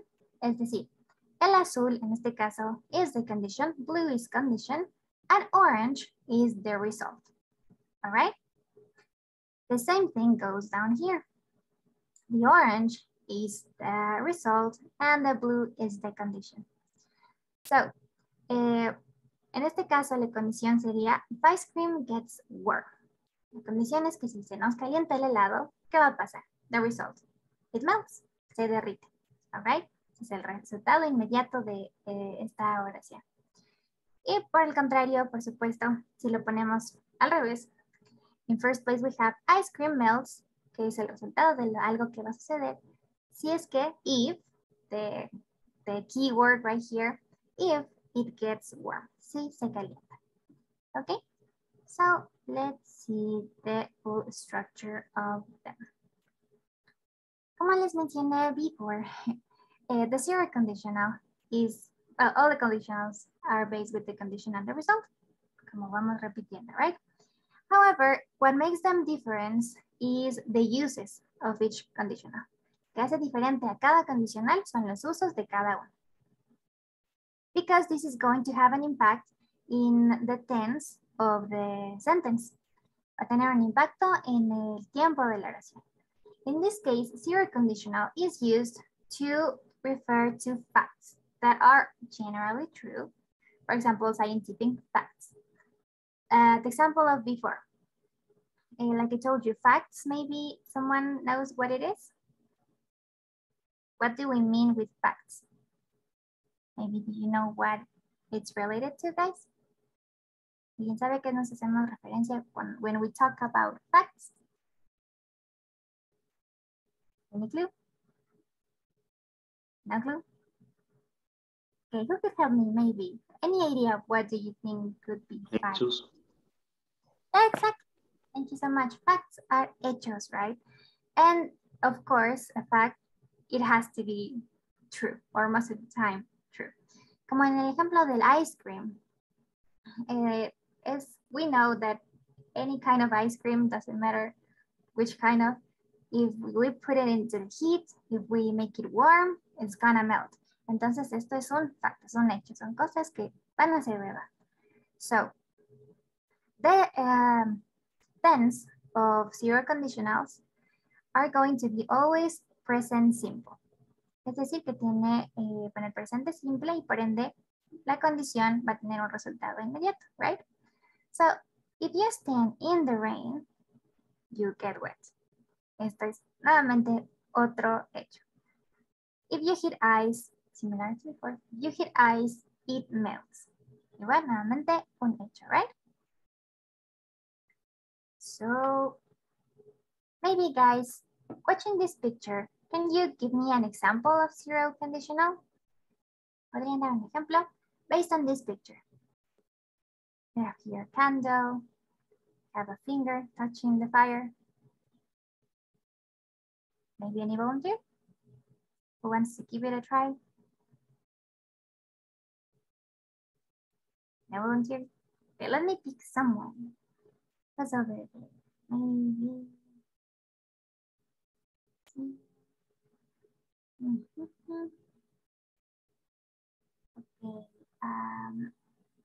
Maybe Hadley.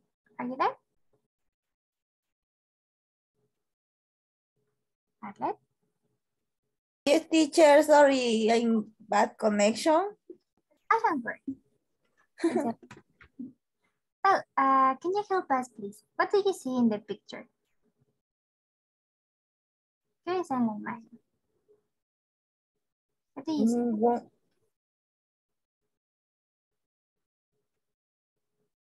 Yes. That, please.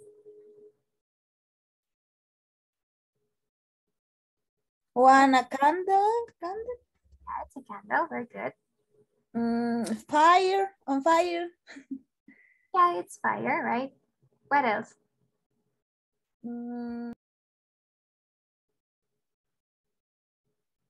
Candle, fire. What is that? What is this? Tell us, please. Okay. I guess maybe the internet connection is not good. Don't worry. Maybe Diego Castillo, are you there?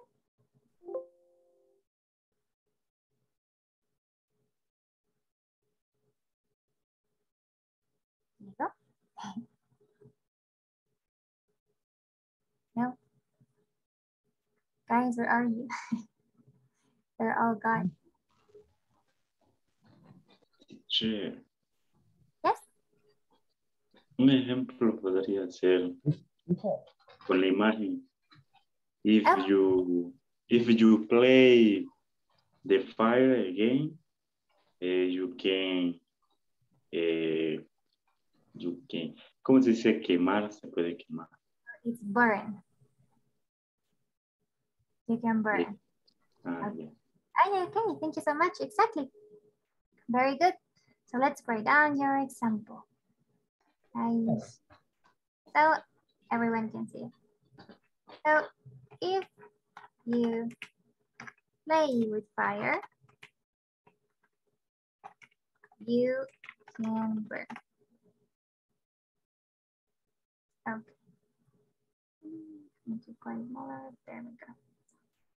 Thank you. So let's change the color for it.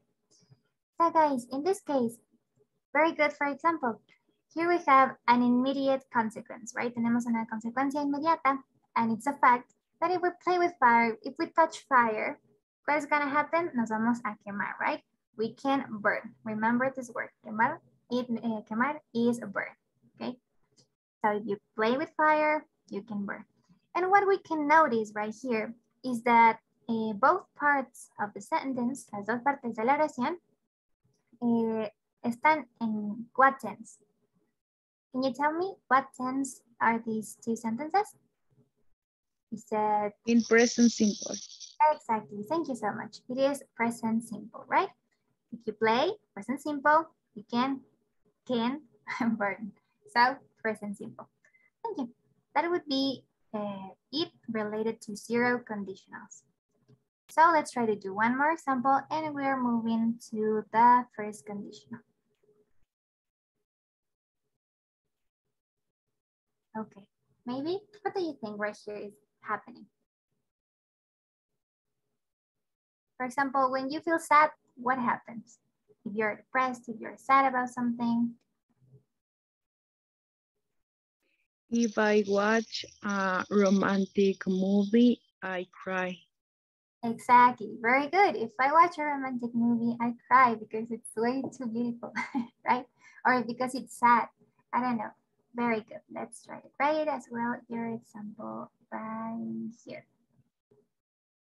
So if I watch romantic movie. I cry. Guys.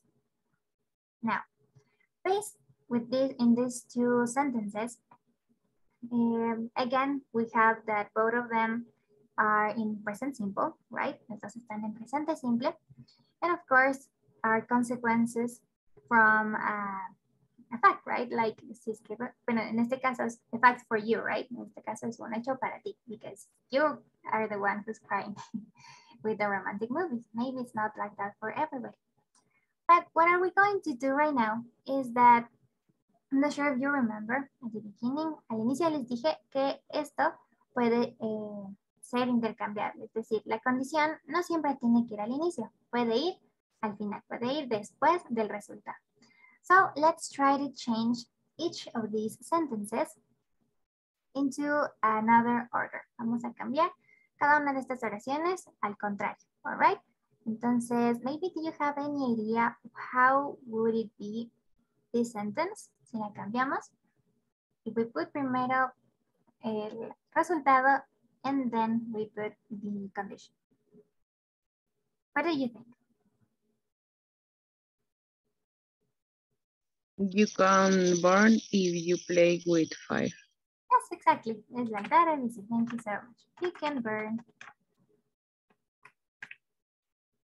if you play fire.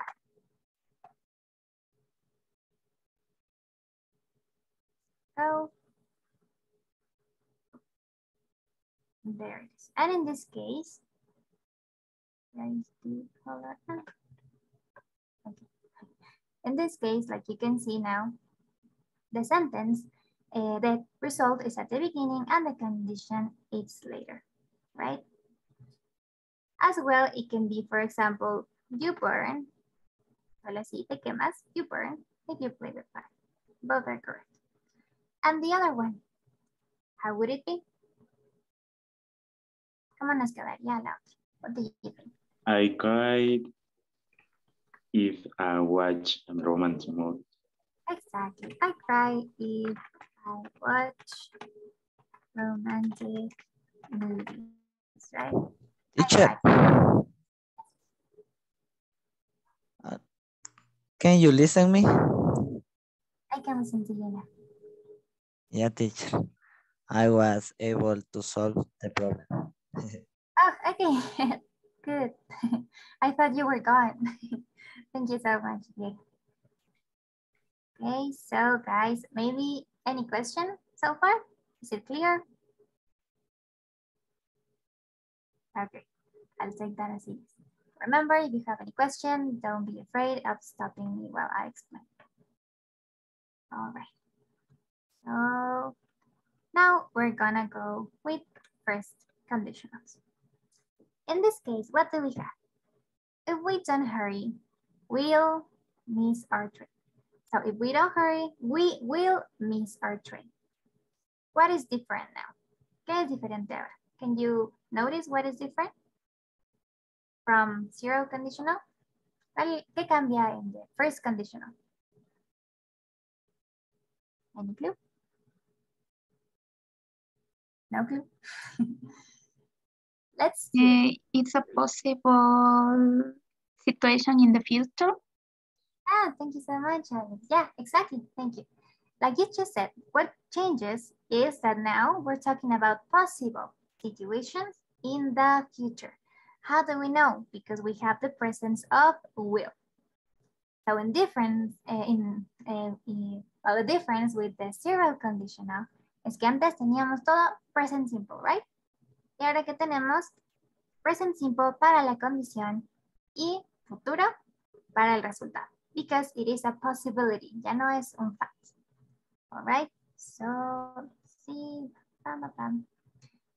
Like I was saying, la principal diferencia es que el zero conditional is something that is going to happen, algo que sí va a pasar. En la mayoría de los casos va a suceder, algo que sabemos que es así, a fact. Y el first conditional, por el contrario, es algo que maybe is going to happen. Algo que tal vez suceda, tal vez no, we don't know, right? So we use it will, porque hablamos de algo en el futuro.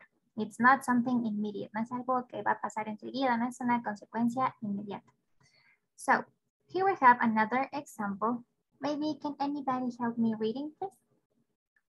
Maybe any volunteer to read the first sentence? Someone to read the first sentence, guys? Okay, let me pick someone who help us reading.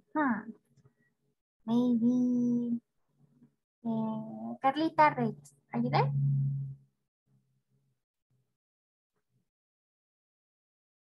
Carlita, are you there? No? Okay, he's not here. Maybe If it rains, we will cancel the trip. Okay, thank you so much, dear. Yeah, if it rains, we will cancel the trip. So here is a plan where we're saying it's a possible situation. Porque pues no estamos seguros si va a llover o no va a llover. Entonces, it's just a hypothetical situation, is something that might happen. So, if it rains, we will cancel the trip. Si pasa esta condición de aquí, vamos a tener el resultado de acá. All right? The second says, if you study, you will pass the exam. Si es que yo si estudio, me pongo pilas para la prueba de la suficiencia, I'm gonna pass the exam, right? You will pass the exam. So pretty much what we are doing is that we are predicting a likely result in the future, all right? And of course, this can be positive or negative. Por supuesto, las condicionales pueden ser ya sea pueden ser afirmativas o negativas. Va a depender del contexto, all right? So let's try to do an example. In the first picture, we have people dancing, right? So in this case, for some people, it might be dancing something like makes us feel good, is something that's gonna cheer us up, right? So I'm gonna start giving an example in this case. If I dance, presente simple, I will feel happy. Posible futuro, all right? If I dance, I will feel happy. All right. So now guys, you help me with another example with this picture. Playing video games. What do you think? What could be an example with first conditional? If I play video game at I don't know. If I play video game tonight, I won't sleep well. Yeah, very good, exactly. Let me write it down here. So here we go. If I play video games, I won't sleep at night. Yeah, all right, very good, thank you so much. There it is. So the condition, playing video games. Condition is jugar, right? Playing video games. And what is the possible result in the future? I won't sleep at night. All right, very good. There we go. So another example with swimming. Going to a pool, what do you think? Maybe an example? Any volunteer? No? Hey, maybe Narcy and Bakingo, are you there? Can you help us, please? Oh, okay. A volunteer. Go ahead. Thank you. Yeah. Okay, if I practice swimming, I will keep informed.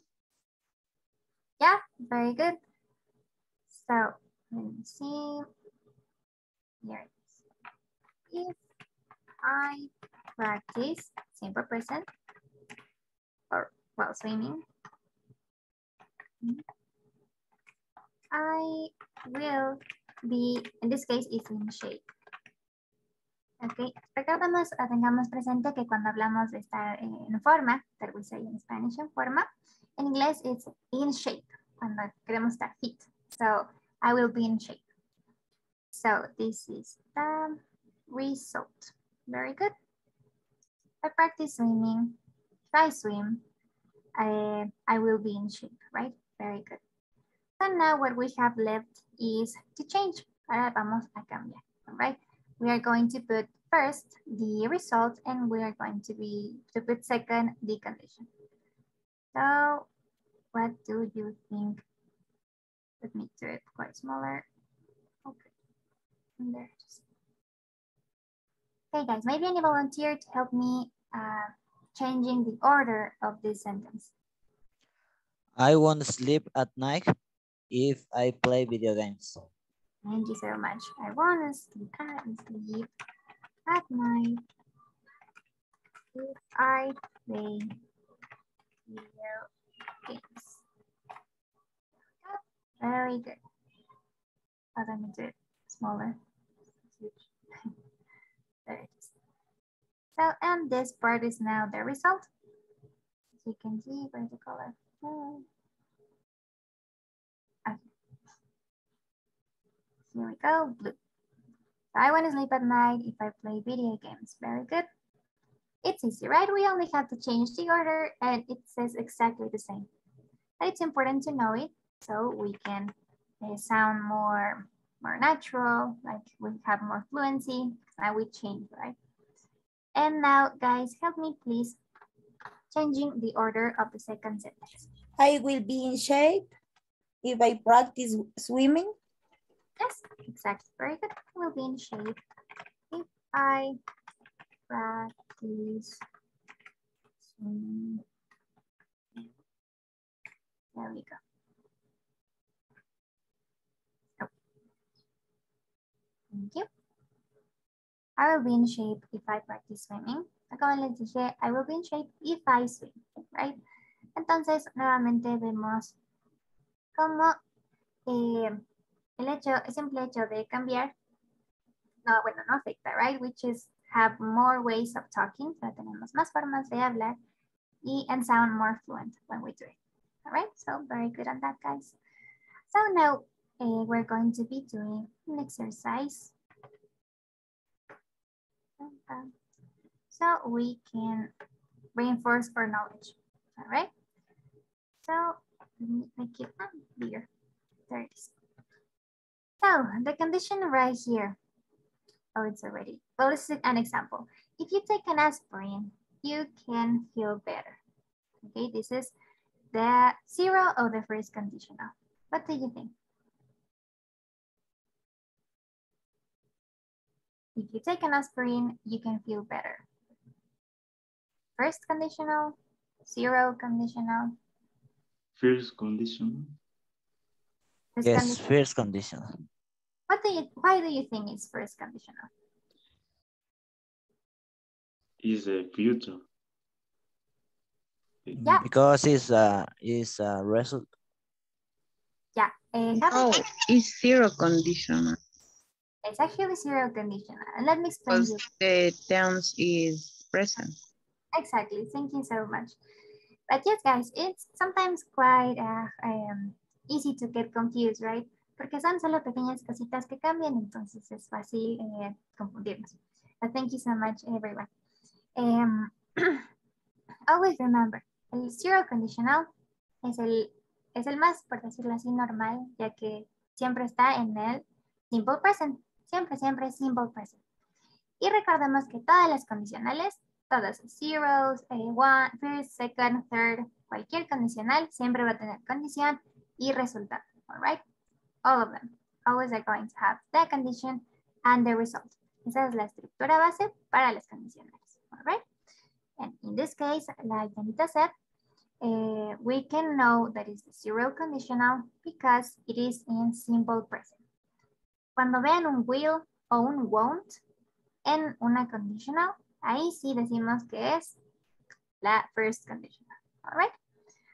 So we go with question number 2 and says, if world is a stage, then life, what do you think? This is quite tricky. Will be. It could be, if world is a stage, then life will be a game. Yes, it could be, but as well, the sentence generally is used, if world is a stage, then life is a game. ¿Y por qué? En este caso, porque se supone que es una consecuencia inmediata, porque si bien es una metáfora, hace referencia a que algo es inmediato, es decir, que si el mundo es un stage, un escenario, por ejemplo, entonces, o una fase, entonces la vida es un juego, right? A life is a game. So, actually is. Then we go with question 3 and says, unless she, papá, her results, she, papá, to the concert. Y tenemos que completar 2 partes, 2 parts related to this conditional. So what do you think? It could be.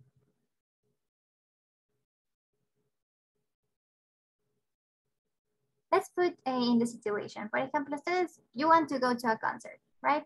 Ustedes quieren ir a un concierto. Entonces, what do you have to do with your results, with your test? ¿Tienen que ser buenas? ¿Tienen que mejorar? ¿O no tienen que mejorar para ir al concierto? Maybe option A. Only she improves her results, she won't go to the concert. Exactly, very good. Unless she improves her results, she won't go to the concert. Si ella no mejora sus resultados, no va a ir al concierto, all right? Entonces, ¿qué tiene que hacer? Pues mejorar, echarle ganitas. So, unless she improves her results, she won't go to the concert. And guys, this is first or zero conditional. Do we have it clear now? What do you think is first? Is zero? First conditional. Yes, exactly. Very good. Have in mind, como les dije, que siempre que vean un will o un won't, it's always gonna be first conditional. All right, let's move on with question 4. So it says, unless the weather better, what do you think? Will arrive, won't arrive? What do you think? Any clue? What is necessary for you to get to a place? You need a good weather, or it doesn't matter. El clima que tiene que estar bien, tiene que mejorar el clima, o no importa que no se mejore para llegar a un lugar si estás viajando. What do you think? Gets better? Doesn't get better? Gets better and I will arrive. Yes. So unless the weather gets better, I won't arrive, actually, in this case. A menos que el clima se mejore, no voy a llegar. All right. Si no se mejora el clima, no llego. So, very good. Unless the weather gets better, I won't arrive. And we have question number 5. And says, if this is a good article, Formula 1 driver.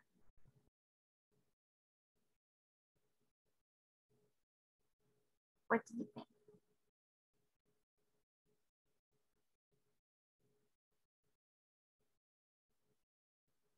Will be, I am. Maybe will be. If this a good article, I will be Formula 1 driver. Yes, exactly. If this is a good article, I will be a Formula 1 driver. Maybe he is trying to apply for something. I don't know. He's gonna read it so fast. That's what this means. Si a eso se refiere esta oración. Si el artículo está bueno, if this is a good article, I will be a Formula 1 driver. It means that he's gonna read it super fast. Si eso significa, es decir que si está bueno el artículo, lo leerá súper rápido. That's another way to say it. Okay, thank you so much, teacher. We've learned something new. Thank you. Exactly. Sometimes English is confusing because, you know, como en el español a veces tenemos dichos, you know, and this is one of the cases. Es una forma metafórica de decir que vamos a hacer algo super fast. So if it's a good article, I will be a Formula One driver. Thank you, teacher. All right, so let's go with question 6. I'm grateful if you what I said to yourself. What do you think? Si le contamos algo a alguien, necesitamos que lo guarde o que lo vaya diciendo. Keep it. What do you think? I am grateful if you keep what I say to yourself. Yes, okay. If you keep what I say to yourself, very good. En este caso está cambiado, right? Está cambiado la estructura del conditional. En este caso al inicio tenemos el resultado. To be grateful. So, however, this is talking about something that might happen in the future. Porque no sabemos si la persona a la que le contamos las cosas is gonna keep it or is gonna say it, right? Entonces, it's the possibility that the person goes and says it, right? No es una condición, una consecuencia inmediata, no es un hecho. Entonces, en este caso, sería first conditional. I will be grateful if you keep what I said to yourself, all right? Como está cambiado el orden, al principio tenemos el futuro y en la acción al final tenemos el presente simple, all right? Okay, let's go. Question 7 says, if you heat water to 100 Celsius degrees, what happens with water when it's too hot, the water? We have a fact right here. What do you think? Will boil? It will boil. Okay, it's a possibility, but remember, when we talk about facts, algo que es un hecho, algo que sí o sí va a suceder. What do you think? Boils. Exactly, boils, right? Porque, insisto, cuando veamos el will es porque no estamos seguros del resultado. Okay, si vemos will, no estamos 100% seguros, pero es un hecho científico que si es que el agua la calentamos a 100 grados y la ponemos muy, muy hot, too hot, lo que va a pasar es que se hierve, ¿ya? Right? So, it boils. Y, of course, boils con S porque pues hablamos de it, right? En tercera persona. Okay, so let's do 3 more exercises and then we're gonna move to the other part of the class, all right? So, and question 8 says, if I have to do this,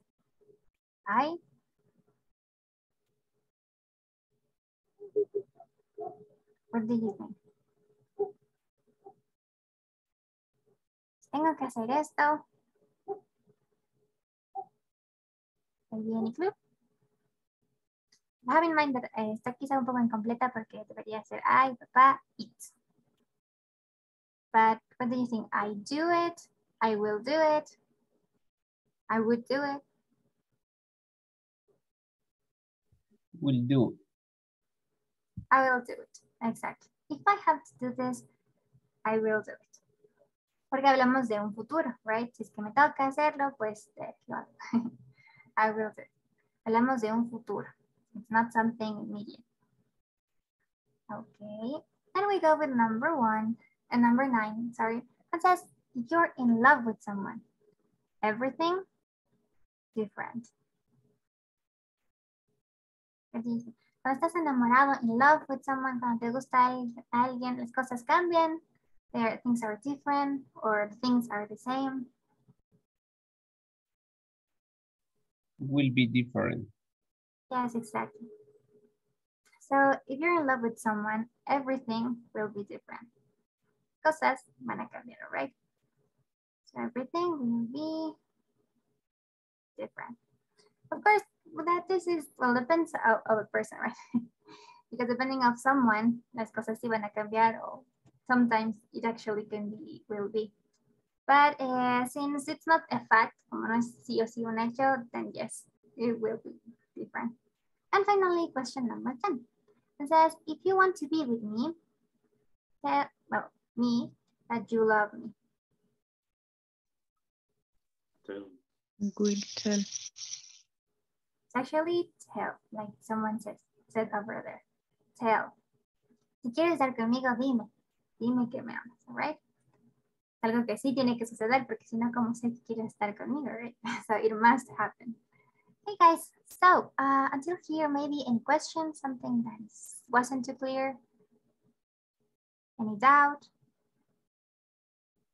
Yes, no? Okay, so what we are going to do is that I'm gonna send you a link of Padlet in the chat. Please. All right, I'm sending you a link of Padlet. And what you have to do right now, of course, you're gonna go to the Padlet, vamos a ir al Padlet, and you're gonna pick one of these two scenarios, okay? Whether be the moorland, you know, and El Ángel, all right? It's a cold weather, or you are going to pick a natural place like a beach, all right? And you are going to write 3 sentences using 0 conditional and other 3 using first conditionals related to this environment, this natural environment, all right? Entonces, como les mencionaba, lo que vamos a hacer es que vamos a, I'm so sorry guys. Give me a second, please. Oh.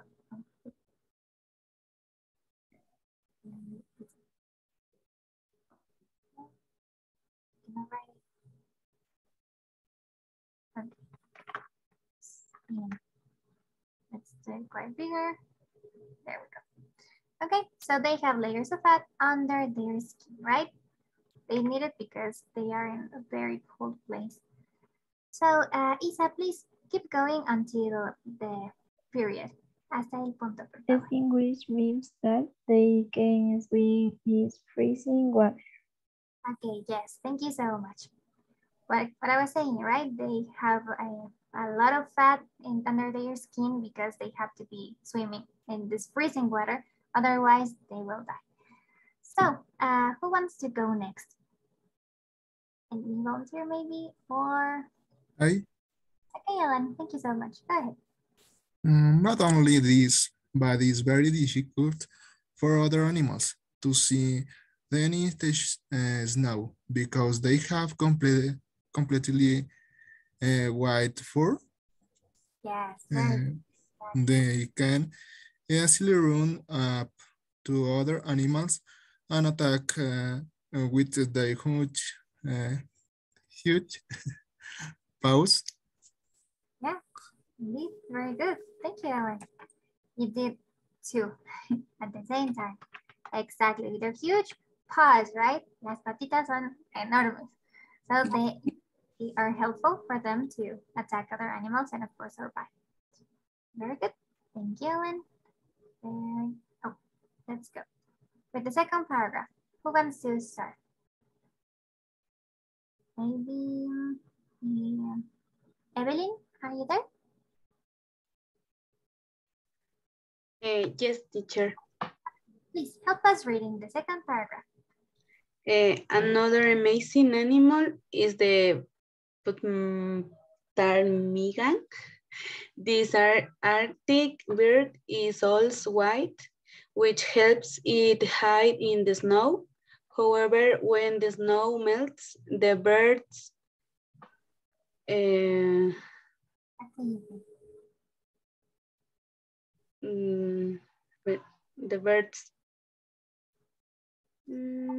Feather? Yes, exactly. Bird's feather that are related to the las plumas, right? Feather, change color. Okay, thank you so much. So that's great. Here.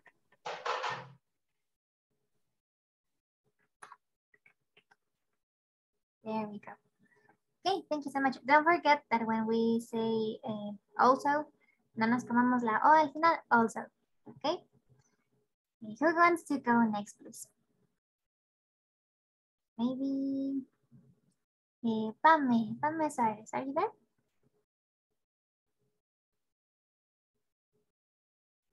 Pame?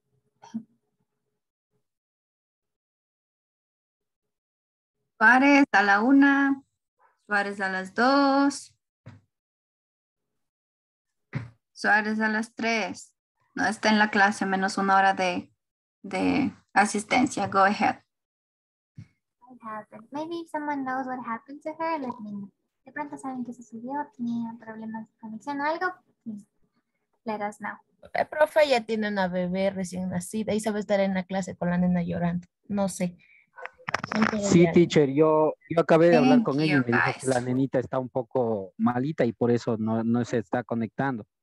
Okay, But talk. If you talk, we know. Yes, teacher.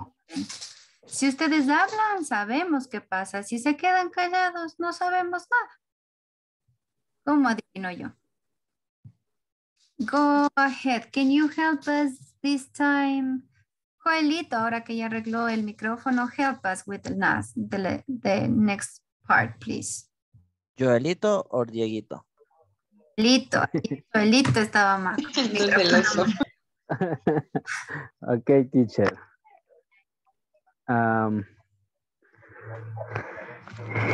La number 5, teacher, ¿no? From its head to its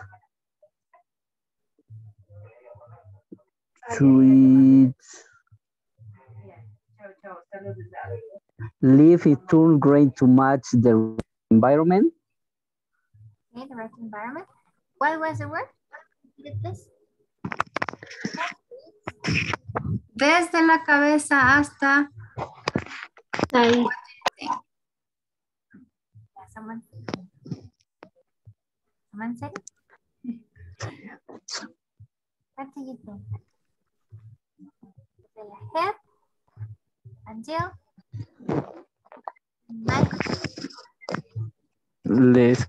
No le escucho claro, teacher. Don't worry, I'm sorry. Okay, look. From its head, desde la cabeza hasta la parte más larga, más externa of an animal.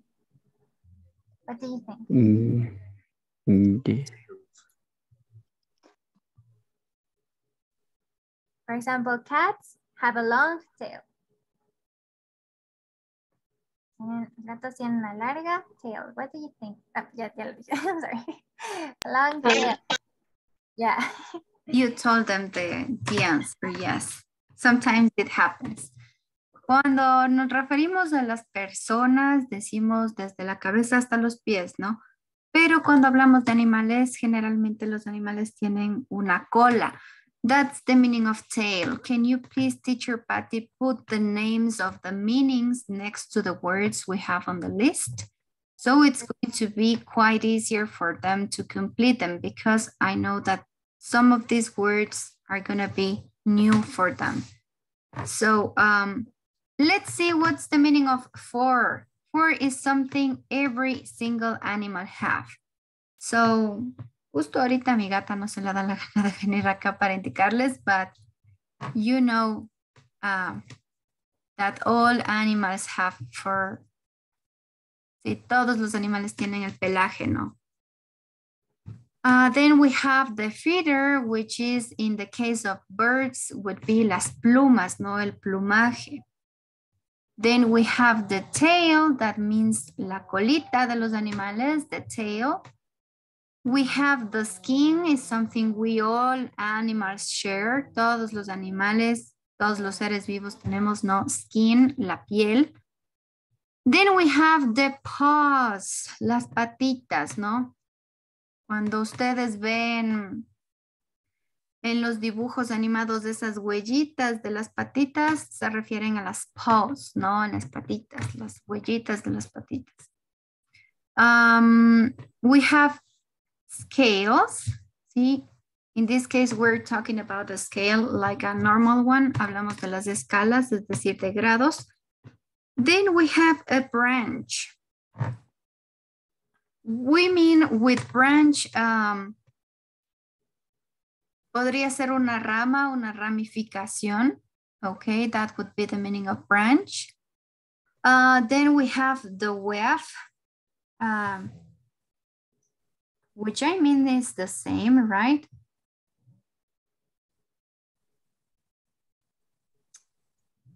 Web, Teacher Patty, en web. Web like red, for example. Okay, yeah. Like, sí, sería como una, can you see when you catch some fish? Sí, más o menos como cuando ustedes capturan los pescaditos para poner en un acuario, y de eso debe saber Manu, que le gustan los acuarios. We use a web. Sí, vamos a utilizar una red para atrapar algo. Then we have the leaf, las hojitas de las plantas. Be careful with this word, guys. Tengan mucho cuidado con la palabra leaf, porque ese sería el singular, es decir, cuando se refieren a una sola hoja. Cuando se refieren al plural de varias hojas, la F cambia por la V, ¿sí? Y aumentamos ES, es decir, we have leaves. Okay.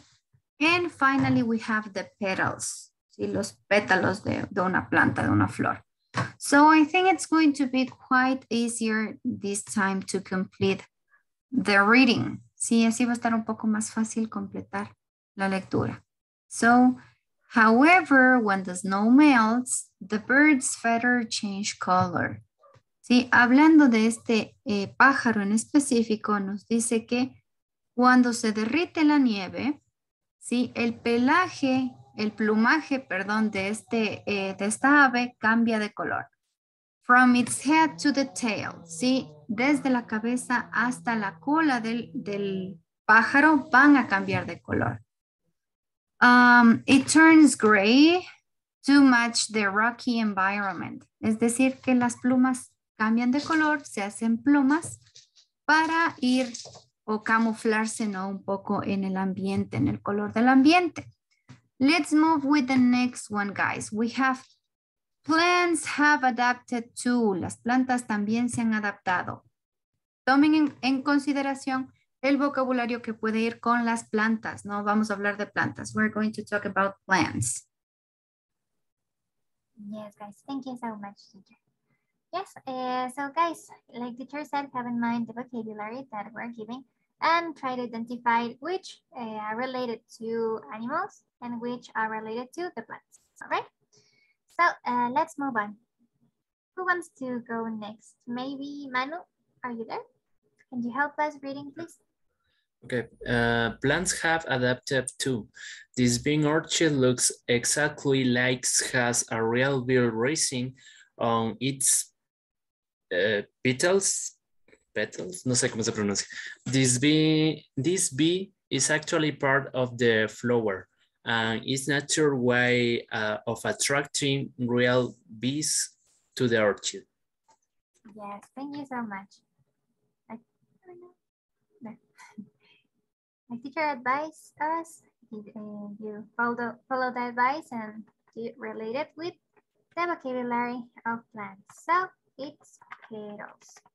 Because indeed, if maybe you have ever seen an orchid, they actually look like they have something inside of them. So they're kind of weird. But yeah, thank you so much. So let's move on with the number 7. Who could help us? Maybe Maria Jose, are you there? Yes, teacher. Many fish can change the color of their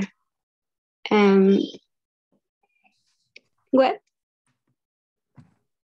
Color of their web. Actually, web, remember, is red.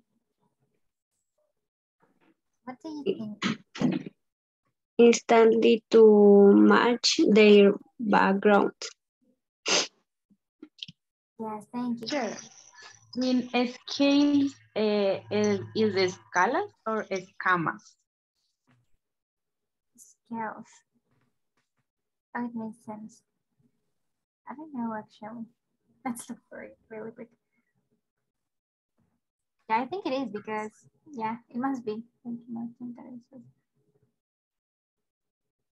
me see. Se refiere a las escamas de un animal. Oh, okay. Yeah. You can use when you're talking about weight, sí, cuando hablamos de peso, de pesar algo, si se refiere a una escala, también podemos ocupar como escala musical when we talk about music. But when we talk about fish, mainly, cuando hablamos de pescados, generalmente scales are gonna be the skin of the fish, ¿no?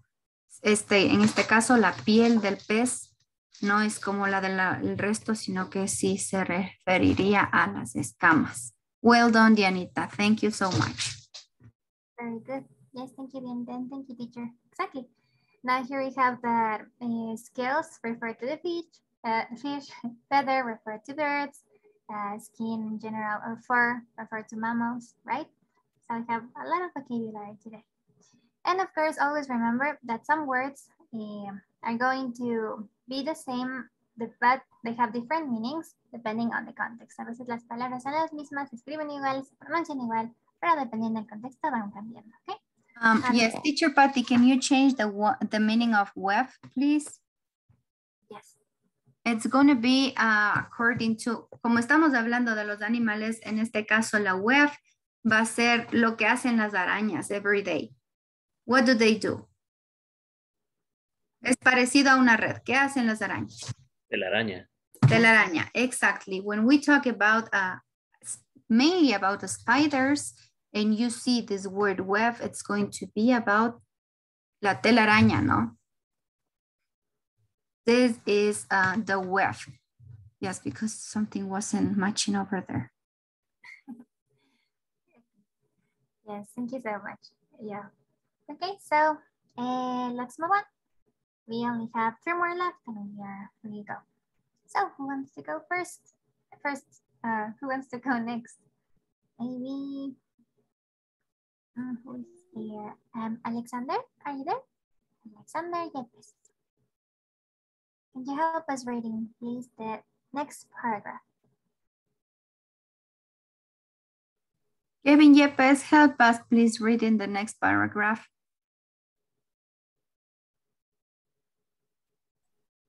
Okay, teacher. At first, you mentioned that this is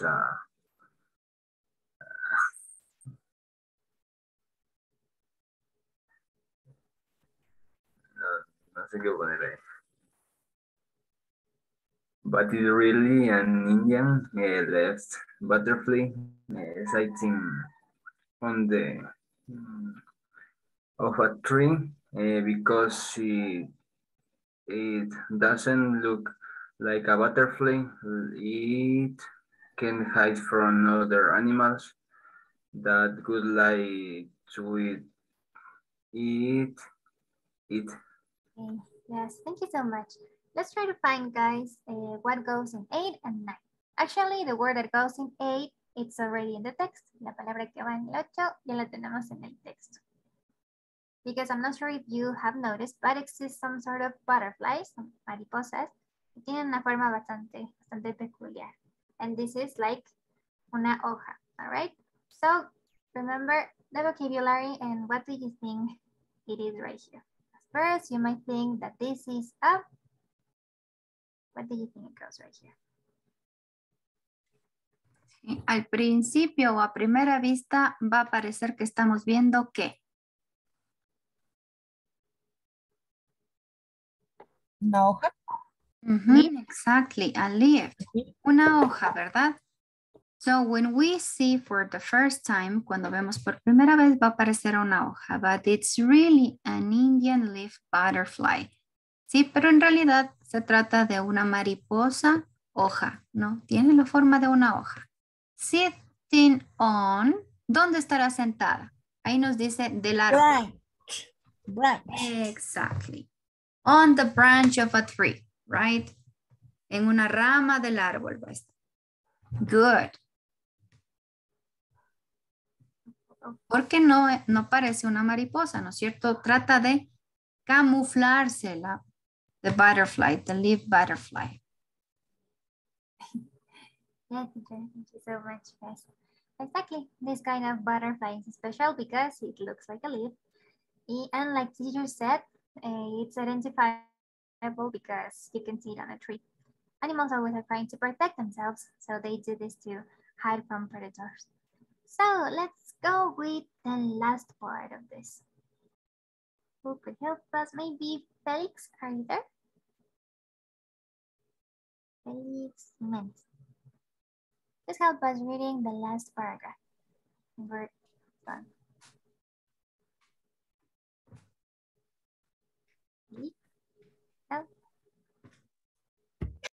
Felix seems like he's not here. If someone knows what happened to him, you can tell me.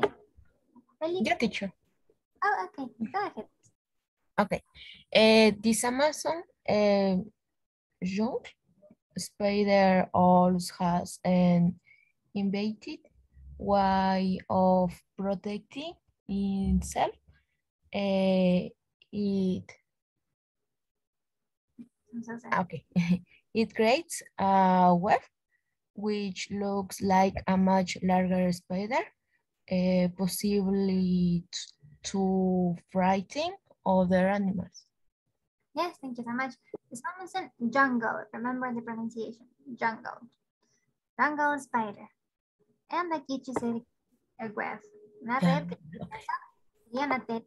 Like the teacher Steffi said, right? It's a web. So she can scare other animals. Para asustar a otros animales and avoid to be eaten, right? Okay, guys. Thank you so much. That would be it. Maybe you have any question.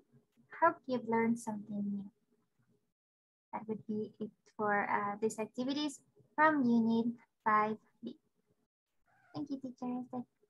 You're welcome. You're so welcome, Teacher Patty. So it's always a good idea. Now Teacher Patty knows that it's always a good idea to have in mind to, especially with, I know that you are on 5th level and most of you are in a higher level than 5th, but it's always a good idea to have in mind the meanings of the words because sometimes we get confused or not everybody knows the meaning of the words. So this is why I always keep on asking you, what's the meaning of this word? What do you think is the meaning of this word? It's going to help us to have the whole view of the scene, right? Nos va a permitir tener toda la vista, una visión más amplia de lo que queremos entender, ¿no? Cuando sabemos el significado de las cosas. So guys, on the screen you have some pictures. Can you tell me what are these places? Do you know how do you say these places in English? ¿Cómo diríamos estos lugares en inglés? The Desert. One. Okay, we have the desert. We're moving right there, Dieguito. Waterfall. Yes, the first one would be a waterfall. Can you name one of the waterfalls you know? Give me a name of any waterfall. Ayúdenme con el nombre de una. Peguche. Okay, Peguche's waterfall. Okay, yes. So we have different places we know, right? Aquí hay algunos lugares que conocemos, otros que no tanto. So how would you say the second image? ¿Cómo dirían ustedes esta imagen? How would you say the name in English? ¿Cómo diríamos cueva? Caverns. Could be. Exactly. So you give me a new one. We have a cavern and we have also a cave. Okay, so keep in mind the pronunciation of this one. Sí, mucho ojo a la pronunciación de esta. Sí. Caverns. Sí. Caverns. Exactly, caverns. Sí, el escucho ya le diciendo caverns. Good. So, sorry, teacher. Don't worry. I'm happy that you are like practicing the pronunciation, that's good. Let me write over here the word cavern that you told me. Sí, ustedes también me dijeron otra posibilidad, which is also caverns, right? A cavern or a cave. Tenemos esas dos opciones. Las cavernas o las cuevas, ¿no es cierto? So we have caverns and caves.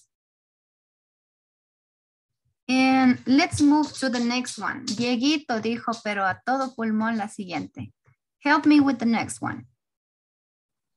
Desert. Exactly. So here we have the desert, right? Nos referimos a las dunas, ¿no es cierto? Al desierto, where you cannot find anything but sand. No encontramos nada más que la arena, ¿verdad? Okay, so what do you think is this one over here? Lagoon, maybe? Let's see. We have some geographic like words that are very similar, right? Oh, an island would be like alone, right? Una isla sería sola. Por ahí. A lake? Could be a lake, could be a lagoon, could be what else? Let's see. Let's see what do we have over here. Here we have a bay. Maybe you're wondering, and this is something that we learn even in Spanish when we're kids. Sí, cuando somos niños nos enseñan todo esto de los accidentes geográficos, ¿no? So we learn the difference about river, lake, lagoon, bays, and beaches, and so on, right? Aprendemos de todo.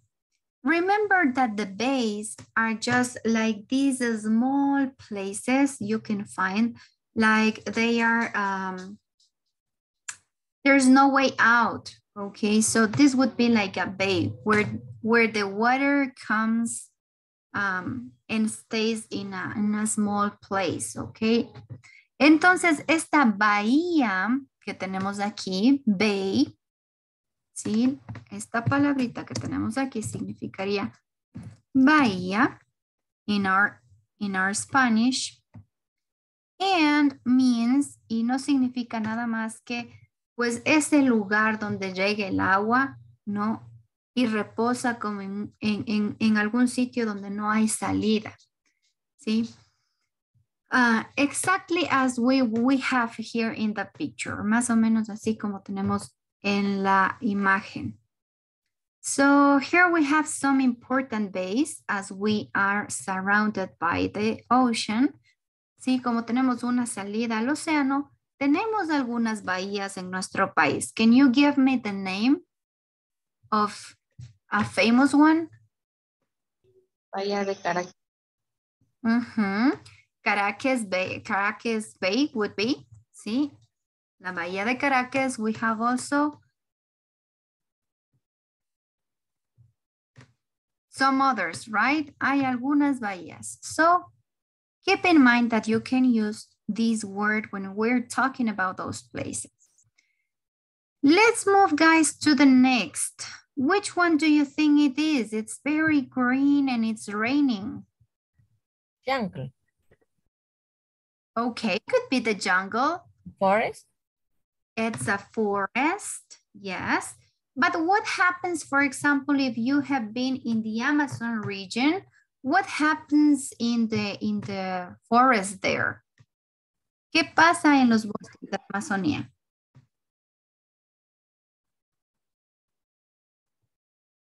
Is it always the sun shining, or what happens in this forest? Rainforest. Exactly, we have the rainforest. In these cases, when we talk about, especially about the Amazon region, we are using this word, ¿sí? Cuando nos referimos a los bosques húmedos, a los bosques tropicales, donde generalmente pues el clima sí hace calor, pero tenemos esa llovizna ligera, ¿no? que nos cubre. Hablamos de los rainforest, ¿sí? So I already told you this one. Sí, ya les dije esta también. We're talking about, now let me move. There we are, rainforest. And we have the name of the picture we have below. Sí, de paso también ya tenemos el nombre de la imagen que tenemos justo en la parte inferior. We're talking about the coast. Hablamos de la costa, ¿no? En este caso no tenemos como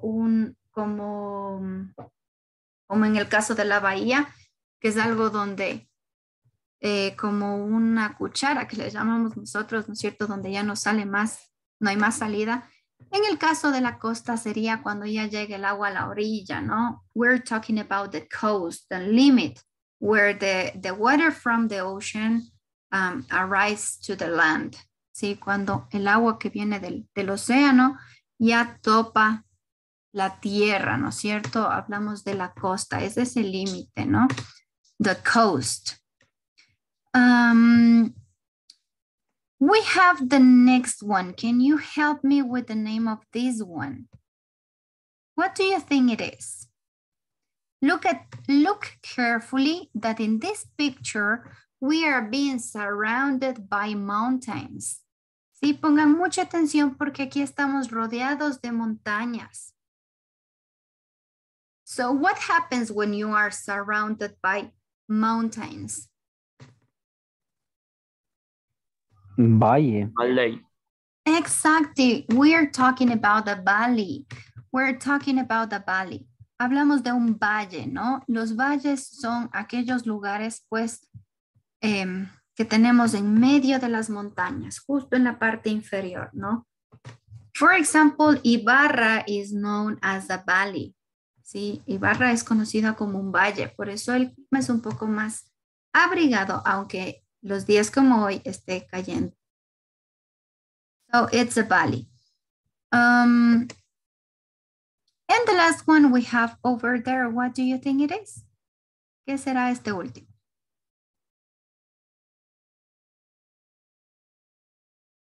River. Okay, could be. There you are. We have a stream. Sí, no es un río porque no tiene un caudal tan amplio, sino más bien, how do we say when it's small? Una sequía. Podríamos. Arroyo. Un arroyo, ¿no? Un riachuelo. Cuando corre agua, pero no abundante, pero sí tenemos como por ahí un poco de agua cayendo, ¿no? It would be a stream, un riachuelo. Okay, guys, so according to these, I'm going to share with you a link and you're going to tell me which places are the ones that you see in the picture, okay? Les voy a compartir una página y ustedes me van a decir qué lugares son de los que acabamos de ver, los que tenemos en la pantalla, okay? So let me just share the screen. There we are. Okay. Here you are. Can you see the screen? Yes, teacher. Okay, guys. Let's make it bigger. So you're going to see the word and you are going to tell me which picture is this, okay? What would be a mountain? ¿Cuál será una montaña? Is this one? Under the waterfall. Good, under the waterfall. You know the name, so you can tell me where is it, right? Good. Let's move to the next. We have the beach. Where's the beach? ¿Dónde está la playa aquí? The second. This one? Under the balcony. Under Yes, under the volcano, right? So here we are, have the beach. Let's see, a lake. Where do you think it's a lake? We have a lot of water in the pictures, right?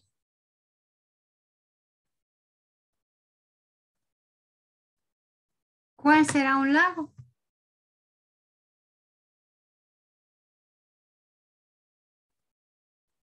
Under the coast, sure. Under the coast? You mean this one? Yes, maybe. Okay, let's see. Good. That's a lake. What about the volcano? What would it be?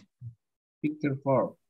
Picture number 4, exactly. We can see that there's some something getting out of the volcano, right?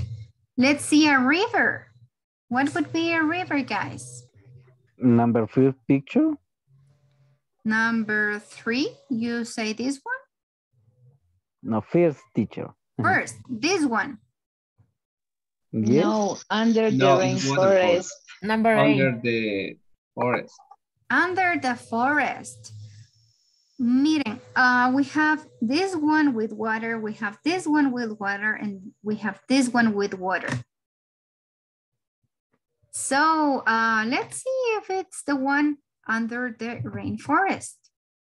There you are. Acuérdense que el río tiene bastante caudal. No demasiado que ya no se puede ver hasta dónde, no como en el caso del mar, pero sí se puede ver, ¿no? What about the sea, el mar?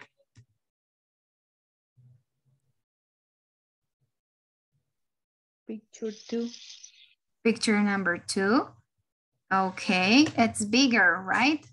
El mar ya es mucho más grande. The sea, it's bigger. What about the desert? Where is the desert? Picture number 4. Picture number 4, exactly. Thank you, Lou. What about this one? We have 3 left. A waterfall. Ahora sí, Juanito. Number 1 picture. Number 1, exactly. Now we have number 1. Perfect. A forest, un bosque. First picture. The first picture, that's right. And the last one we have is what you told me before. Sí, lo que me decían ustedes antes. An island. Sí, una isla. Acuérdense que la isla debe estar solita ahí en medio del agua, ¿no? Like this picture over here. So here we have an island. Good, guys. Well done. Good job. So as you know, we're about to go to the lunch break. But before we move there, remember that in this unit, you were talking about some animals, right? And some of them were kind of wild. ¿Sí? Algunos de estos animales de los que estábamos viendo sus partes y cómo funcionan eran animales salvajes. So here we have the name of some of those wild animals right here, okay? So we're going to say them and you're going to help me reading these wild animals. Vamos leyendo a estos animales salvajes, okay? Can you help me please, Arlette, with the first 4 animals? Yes, teacher. Tiger, lion, cheetah, and wolf. Exactly. Very good, the pronunciation. We have a tiger, we have a lion, we have a cheetah, and we have a wolf. Sí, tenemos un tigre, un león, una chita, que era, miren, el animal que vimos en la primera imagen al inicio de la clase. We have a cheetah and we have a wolf, right? Tenemos un lobo ahí. So let's continue with the next 4. Vamos a los 4 animales siguientes. Can you help me reading the next 4, please, Dieguito? Yes, teacher. Deer, kangaroo, giraffe, zebra. Okay, good. Here we have a deer. Tenemos un venado, right? We have a deer. We have a kangaroo. ¿Sí? El acento en este animal va a estar en la última, ¿no? Porque tenemos una doble vocal. We have a kangaroo. Es decir, que nos vamos a demorar un poquito más pronunciando la U al final, ¿no? A kangaroo. Then we have a giraffe. Tenemos una jirafa, right? We have a giraffe. And we have a zebra at the end. Sí, para finalizar tenemos la cebra. Okay, let's see the last 4 of this column. Can you help me reading this, please, Alexandra? Yep. It's a panda, bear, polar bear, koala. Exactly. We have 4 of the sweetest wild animals, right? Aquí tenemos los más dulces, los que se ven más hermosos de los animales salvajes. We have a panda, right? A panda bear. We have a normal bear. We have a polar bear, and we have a koala. So these 4 are very like, oh, they see so sweet, and you just want to hug them, right? Dan ganas de abrazarles a esos animalitos. Let's move to the next page, okay? Well, let's move to the next column. In the next phase, we have some other animals. Can you help me reading these ones, please? Let me see. Help me with this one. Nicolás. Okay, teacher. Rhino, hippo, worm, elephant. Thank you. So here we have a rhino, okay? Keep in mind the pronunciation of this one would be rhino. Sí, es un rinoceronte. We have a rhino, we have an hippo. Sí, tenemos un hipopótamo. We have a boar. Tendríamos un jabalí. No, we have a boar. We have an elephant. Y tenemos un elefante. These next ones are kind of very well known. Sí, estos son más conocidos. Help me with this one, Alan. Okay, teacher. Fox, hyena, gorilla, and monkey. Good. All of them, we know them, right? Conocemos a todos ellos. We have a fox, tenemos el zorro. We have a hiena, la hiena. We have a gorilla, sí, un gorila, y a monkey, un mono. And the last 3 we have, los últimos 3 que tenemos, me va a ayudar leyendo Dianita Ramírez. Please help me reading the last 3, please. Crocodile, porcupine, chameleon. Exactly. Here we have a crocodile, un cocodrilo, no, crocodile. We have a porcupine, sí, el puercoespín, a porcupine, and we have a chameleon. Remember that always you see a CH, maybe it's going to have the sound of H, right? So it's going to be like chameleon. Okay. Tenemos el camaleón, que cambia de colores, ¿no? We have a chameleon. Good. So don't forget about the names of these wild animals, guys. Sí, no nos olvidemos el significado de estos animales salvajes. Ya sabemos cómo decir algunos de ellos. In fact, some of them, we can find them here in Ecuador, right? Keep in mind the name of those animals, guys, because we're going to use them when we're back in the class, okay? Vamos a utilizar estos nombres cuando regresemos a la clase. So, thank you so much, guys, for this part of the class. We're moving to the lunch. Vamos al break the lunch, and then we will be back for the last part of the class. But now I'm going to ask you to think about these 3 questions. Think about hobbies and interests you do or you have, okay? Sé que hemos hablado ya de actividades que les gusta hacer, ¿sí? Pero en este caso nos vamos a enfocar en los hobbies o los intereses, es decir, lo que a ustedes más les gusta hacer cuando no están en el trabajo, cuando no están en el estudio. What do you like to do, guys? What hobbies and interests do you have? Let me see. Alan, tell me, what are your hobbies? What hobbies do you have?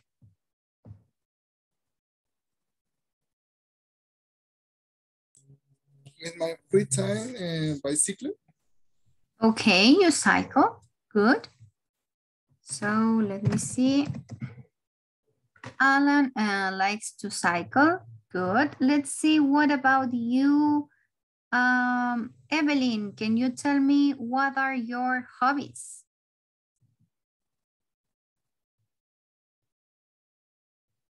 ¿Me escucha, teacher? Yes. Watching the movies. Okay, watching movies. Narcy, can you tell me what is your hobby?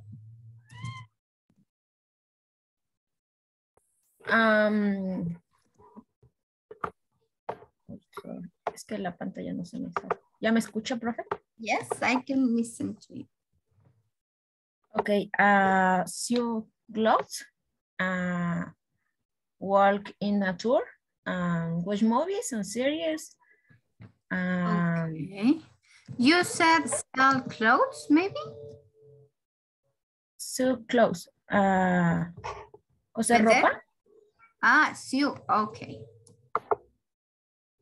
Oh, it's good. Walk, you also told me, right? You like to walk. And watch movies as well. Okay. Let's see someone else. Hobbies. Manu, can you tell me one of your hobbies, please?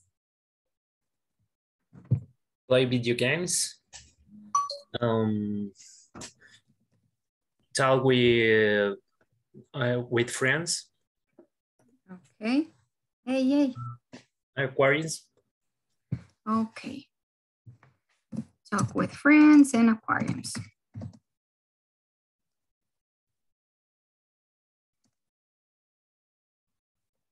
Good. So here we have some of your classmates' hobbies. Now, think about the hobby you have and tell me if maybe the hobby you have can become a job someday. What do you think? ¿Creen ustedes que alguno de los hobbies que tienen podría volverse un trabajo? Yes, teacher, of course. For example, tell me. For example, in my case, I'm an aquarium hobbyist. It's a job. Yeah, it's very interesting. Another example is play video games. So it's a new job in this. En estos tiempos, digámoslo así, no sé cómo decirlo, en estos tiempos, es a new tipo, sería... Type or kind? Type of job. It's another kind of job, right? It's another type of job. So, for example, in the case of Brian, he says that he also shares the same hobbies as Manu. So probably if you like aquariums, you can start selling some fish or selling some equipment for aquariums. And if you like video games, maybe you can sell some other video games or make some copies or play with your friends or make tournaments or whatever. So everything that we like to do can become a job in a way. Si todo lo que nos gusta hacer puede convertirse en un trabajo si le buscamos el enfoque adecuado, ¿verdad? Even if you say go for a walk or if you say watch movies, you can make them a job, ¿sí? Podríamos convertirlo todo en un trabajo, ¿sí? Si le damos el enfoque adecuado, ¿no? Para aquellos, por ejemplo, que les gustan las películas, podrían hacer maybe, I don't know, a movie or a film club, ¿no? Un club de películas y qué sé yo, cobrar por la entrada para ver alguna película, but Yes, teacher, sorry. In fact, I have heard that they still pay to watch some movies and to critic, bueno, I don't know how to say, or give an opinion about it. It's also a job. make reviews, okay, yes, para dar críticas, ¿no? Para dar la opinión sobre las películas. Hay gente que les paga. ¿Han escuchado ustedes que, well, here it's not so common to find this kind of jobs, but in the US, yes, you can find it. For example, the people who makes reviews about places such as restaurants, ¿no? En otros países hay gente que se dedica a hacer las críticas, ¿no? De lugares como restaurantes, por ejemplo, de tiendas. En este caso de las películas, hay gente a la que le pagan por encontrar los errores, ¿no? En ciertas películas. So, everything can become a job. The key question here is, would you like to do these jobs, guys? ¿Les gustaría hacer o trabajar en los hobbies que a ustedes les gusta hacer? Maybe yes. For example, in my free time, I like to go out on my motorbike for a ride. Sometimes I make delivery. This is interesting, but I like because I don't know. I like to riding my motorbike. Yeah. That's awesome, Pedro. So you are taking an advantage of what you can do, which is drive your motorcycle. And you can also, by the way, when you enjoy driving the way, you can earn some extra money, right? So that's awesome. You are taking an advantage of all the hobbies you have. Good, guys. So I was listening to you and those were such a great ideas you gave me, guys.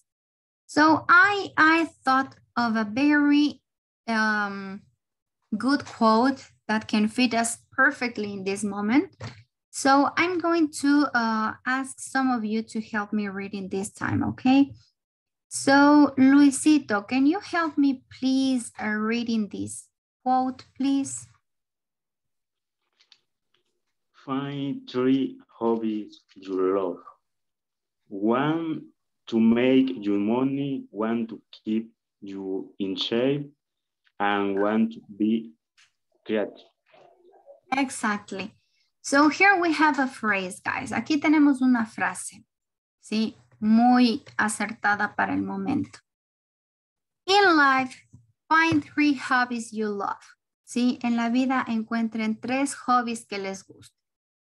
1 to make you money, ¿sí? Uno que les pueda dar dinero.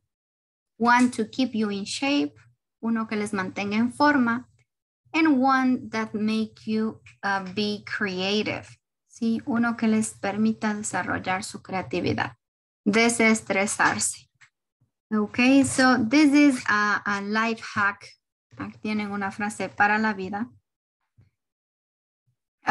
It's real that one of your or the things you like to do can help you through life. Sí, en realidad muchas cosas que les gustan en la vida pueden convertirse en realidad en algo que les pueda salvar incluso después, ¿no? I mean, when we talk about money maybe or when we talk about health, ¿sí? Hablando de dinero o hablando de salud. I know that most of you like to play some sports, for example. Sí, a la mayoría de ustedes les gusta hacer al menos un tipo de deporte. Así que ya tendrían, por ejemplo, el hobby para mantenerse en forma, ¿no? Try to think about the other two that maybe you can maybe improve, ¿no? Vayan pensando ahí, les dejo el gusanito de la duda para que ustedes puedan tomar en cuenta qué otras cosas les gusta hacer. This phrase is, I can say that it's totally true. Sí, totalmente real esta frase. It's not, for example, my profession. It's not my career to be a teacher, an English teacher, but this was one of my hobbies. Sí, este era uno de mis hobbies. I love to learn languages. Me encanta aprender idiomas. So now it's the one that makes me earn some money. So think about the hobbies you have in life. Sí, ya les dejo ahí la duda para que vayan pensando en qué hobbies les gustan, qué hobbies les podrían dar ingresos extra y qué hobbies les pueden mantener también en forma. Okay, guys. So, here we have a situation. Do you remember these ladies? We have here Rachel and Becky. So what do you think these two ladies are going to do? What do you think they are planning to do? ¿Qué será que van a hacer estas dos señoritas aquí? Look the flowers. Dianita. Buy flowers. Okay, you both say the same. Sí, Dieguito y Dianita dijeron exactamente lo mismo. Maybe buy flowers, okay? So, is there something else you think they want to do? Tal vez será que van a hacer algo más? Or just buying the flowers?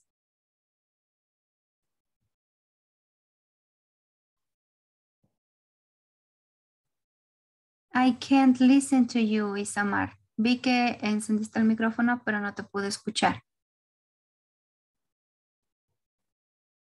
Take photos of the products. Okay, take photos of the products. Let's see. Let's see what are they going to do, guys. So I'm going to share the screen with a short video and we're going to see what are they going to do, okay? After the video, you're going to help me completing these 5 sentences, okay? So keep in mind these sentences. We have 5 sentences to complete. So the first one we're just going to watch.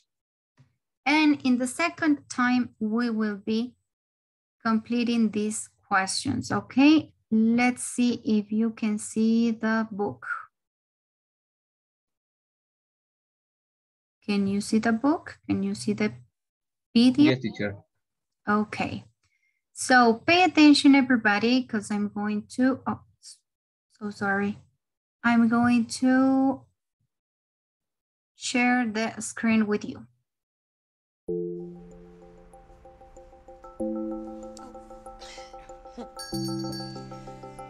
Hi. Oh, hi, Becky. How are you? I'm fine, thanks. So are you ready for your photo shoot? Huh. I guess so. The shop looks great. Oh, that's because of Tina. She spent the morning cleaning up. Well, she did a great job. So, Tina, are you going to be in the photos too? No. I hate having my photo taken. I see. Anyway, if you're ready. Oh, make sure you get my good side. You look great. Thank you. So how do you want to do this? Let me see. I think it would be best if I just take some natural shots of you looking busy with the flowers. Okay.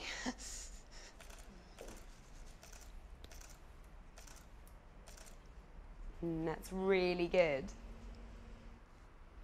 Oh, shall I carry on? Yes, that's great. So why did you become a florist? Well, that's a good question. I've always loved flowers, ever since I was a little girl. So it seemed a natural thing for me to do. I think it's really important that you do something that you enjoy. Fantastic. Yeah, it must be nice to have a job like yours. The freedom you have, and you can be creative, and you're your own boss. You sound like you don't enjoy your job. No, not at the moment. Not for a while, actually. Really? What's wrong with it? Oh, lots of things.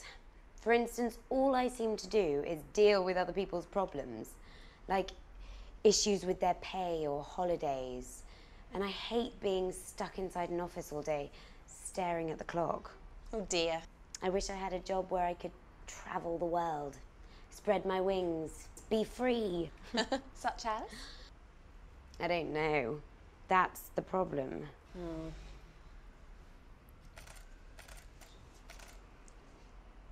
Lovely. Can I see? Sure. Here you go. That's great. Thank you. Well, how about becoming a professional photographer? You're really good. I don't know. Tina, how about a quick shot of you and Rachel together? Do I have to? Oh, go on. Just stand by Rachel for a moment.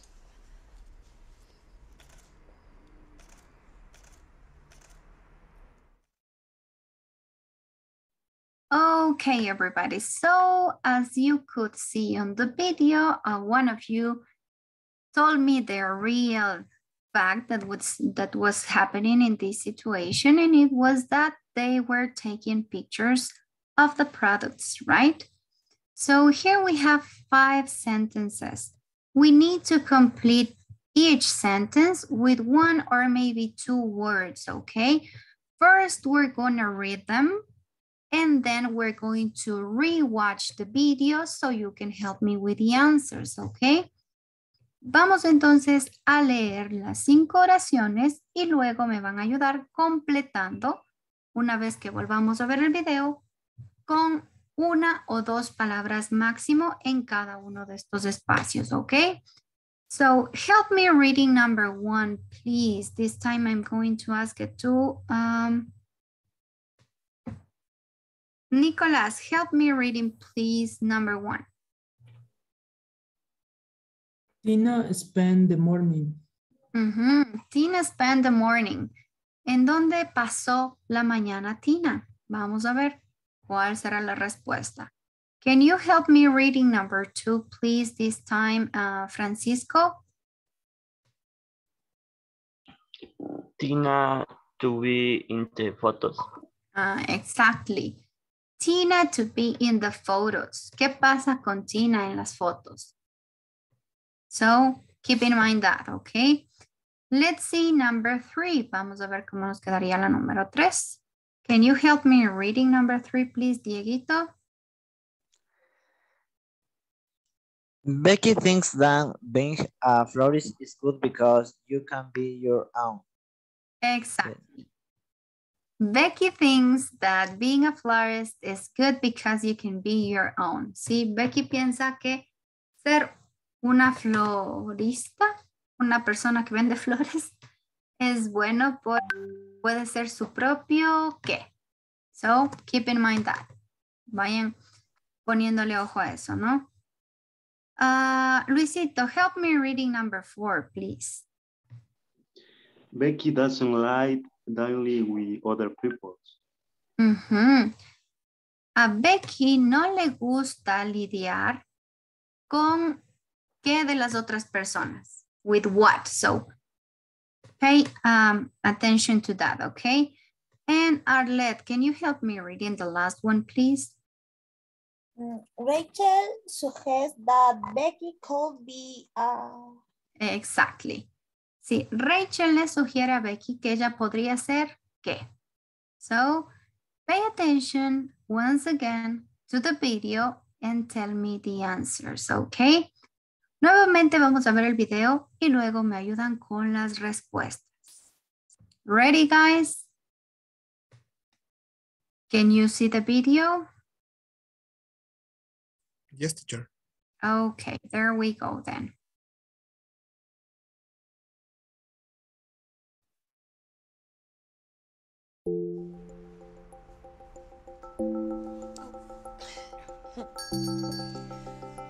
Hi. Oh, hi, Becky. How are you? I'm fine, thanks. So are you ready for your photo shoot? Huh. I guess so. The shop looks great. Oh, that's because of Tina. She spent the morning cleaning up. Well, she did a great job. So, Tina, are you going to be in the photos too? No, I hate having my photo taken. I see. Anyway, if you're ready. Oh, make sure you get my good side. You look great. Thank you. So how do you want to do this? Let me see. I think it would be best if I just take some natural shots of you looking busy with the flowers. Okay.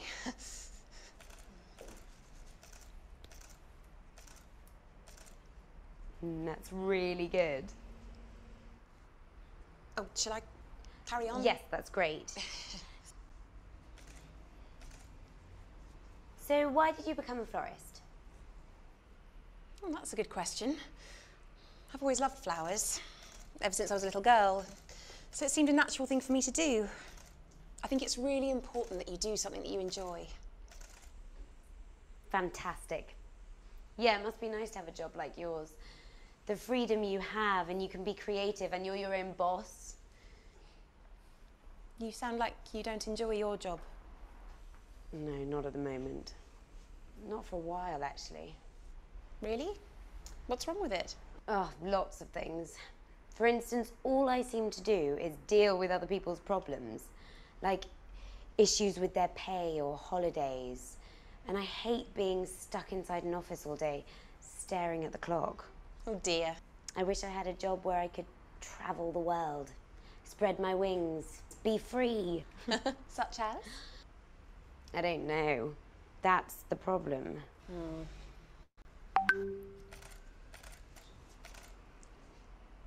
Lovely. Can I see?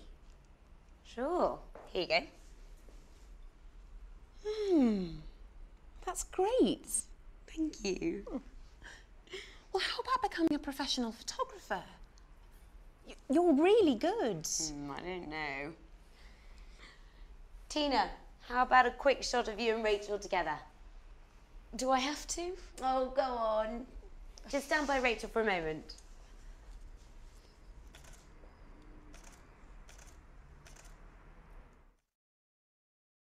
Okay, everybody, so you rewatch the scene. Acabamos de ver nuevamente la escena. And now I think you are ready to help me with the answers, right? Creo que ahora sí estamos listos para que me ayuden con las respuestas. So, can you help me with the answer of number 1, please? Tina spent the morning where?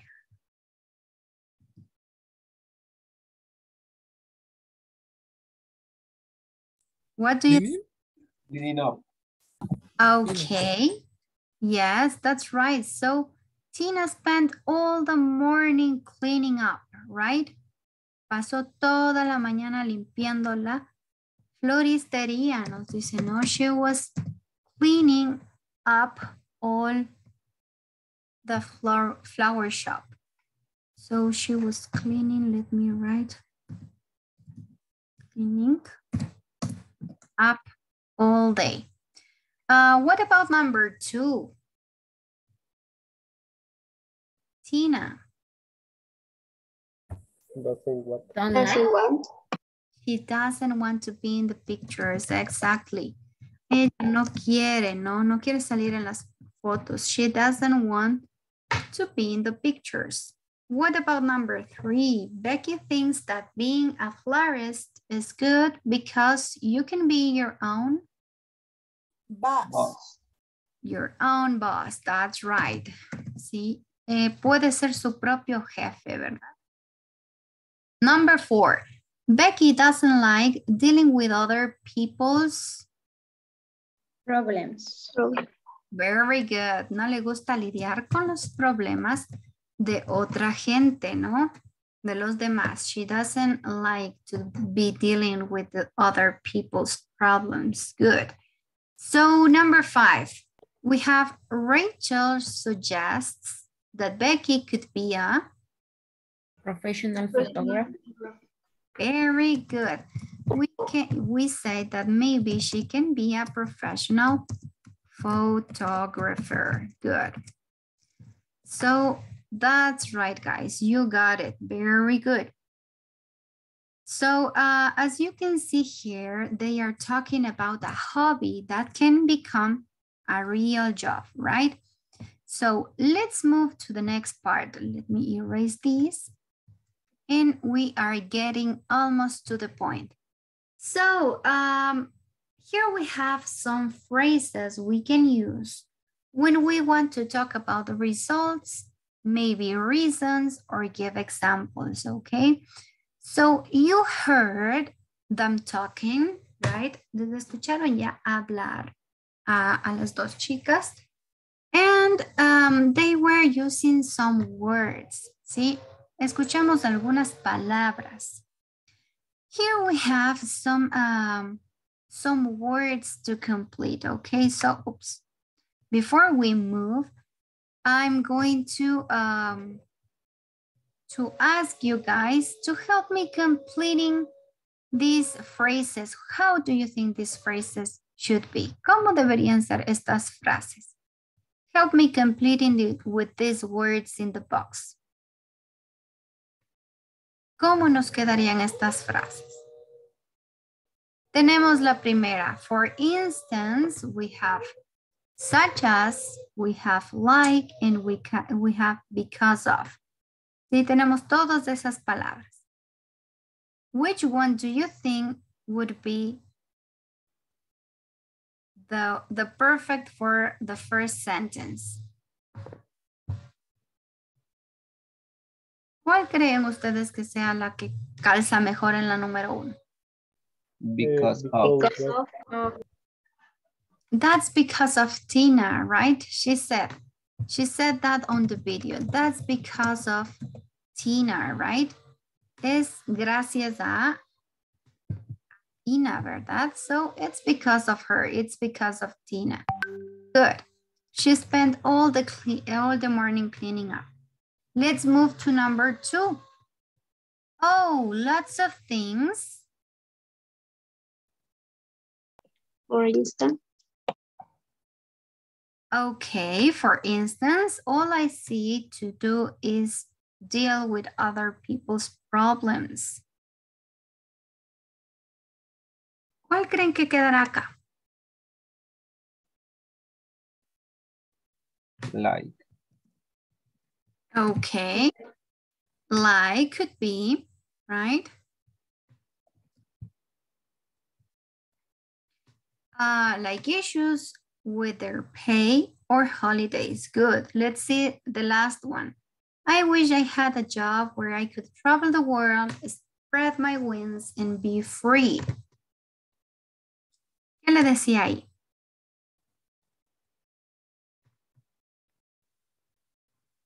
The last one we have.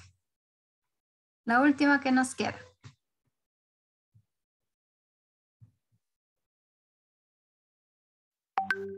Such as, right? Such as. So here we have, guys, and pay attention to these phrases. Here we have some words that are going to help us to talk about, especially about examples and about results. Sí, estas frases que tenemos aquí son muy, muy útiles, especialmente cuando damos, hablamos de ejemplos o damos resultados de algo. Okay, so here we have that's because of. Sí, este because of es cuando nosotros decimos el por qué. ¿Sí? Es porque Tina pasó toda la mañana limpiando. What happened with the 3 words we have below? ¿Qué pasa con las 3 palabritas que tenemos en la parte de abajo? These 3 words are going to be helpful when we want to give an example, guys. ¿Sí? Estas tres palabras nos van a servir cuando vamos a dar ejemplos. For example, like and such as, the three mean the same. And also for instance. ¿Sí? Es decir, que aquí tenemos 4 frases para dar ejemplos. For instance significa por ejemplo. Like significa por ejemplo. Such as significa por ejemplo. Y for example significa por ejemplo. So here we have 4 ways to give examples. ¿Sí? Aquí tenemos ya 4 frases para dar ejemplos. Sí, las vamos a utilizar justo antes de hablar de ese tema. Okay. So here you're going to see some other phrases, okay? Aquí tenemos más frases. Help me guys ordering these words. Ayúdenme a ordenar estas palabras de aquí. Which words would you use when you want to give reasons? Cuando ustedes quieren dar razones, explicaciones, ¿qué frases ocuparían en la primera columna? Because. Because of. Good. Here we have because and because of, right? What else? Sí. Since. Due to. Debido a. Due to, exactly. Debido a. Due to. We have since that you told me, because you told me, and because of, right? Good. All of these ones are going to be helpful when we want to talk about the reasons. Cuando queremos decir o dar explicaciones, vamos a ocupar estas palabritas, ¿no? Because, we have because of, we have since, we have due to, debido a. What about given results? Cuando damos los resultados. As a result. As a result. Very good. As a result. Como resultado, ¿verdad? As a result. And what about, there's another one. Sí, nos hace falta una para dar resultado. So, for instance. So, ¿sí? Esta palabrita tan pequeñita que nos sirve para empezar a dar un resultado, ¿no? Cuando ustedes dicen, so, I had to go to the doctor. ¿Sí? For example, I had a headache, tenía un dolor de cabeza, so I had to go to the doctor. ¿Sí? Entonces tuve que ir al doctor. ¿Sí? Es el resultado de, pues, del dolor de cabeza, ¿no? Ir al doctor and so on. The last phrases we have. Las últimas frases que tenemos. To give examples. For instance, what else? Like. Good. For example. Great. Such as. And such as. Perfect, ladies. So, for instance, like, for example, and such as are going to mean the same. ¿Sí? Las 4 frases significan exactamente lo mismo. Es decir, significan por ejemplo. Las van a utilizar justo antes del ejemplo que vayan a dar o de la lista de acciones que vayan a dar, ¿no? Como ejemplo. This would be the use of these phrases, guys. Okay, keep in mind these phrases because you're gonna need them later on. Okay, so here we have the answers anyway. Let's make this conversation, okay? Right here we have a short conversation. So I'm going to ask to some of you to help me with the answers. Try to choose the right option from the ones you have in italics, I think. Sí, vamos a escoger la respuesta correcta de las que vemos, de las frases que vemos así inclinaditas, ¿no? En cursivas. So, do you still want to be a vet? ¿Quieres seguir siendo un veterinario? Sure, that's my dream. I always wanted to work with animals. Which one would you choose? ¿Cuál elegirían aquí? For example, For example, right? I've always wanted to work with animals. For example, in a zoo or something like that. Sí, por ejemplo, en un zoológico o algo parecido, ¿no? A zoo? Wow, that would be good. Well, I need to do lots of things first. Which Like.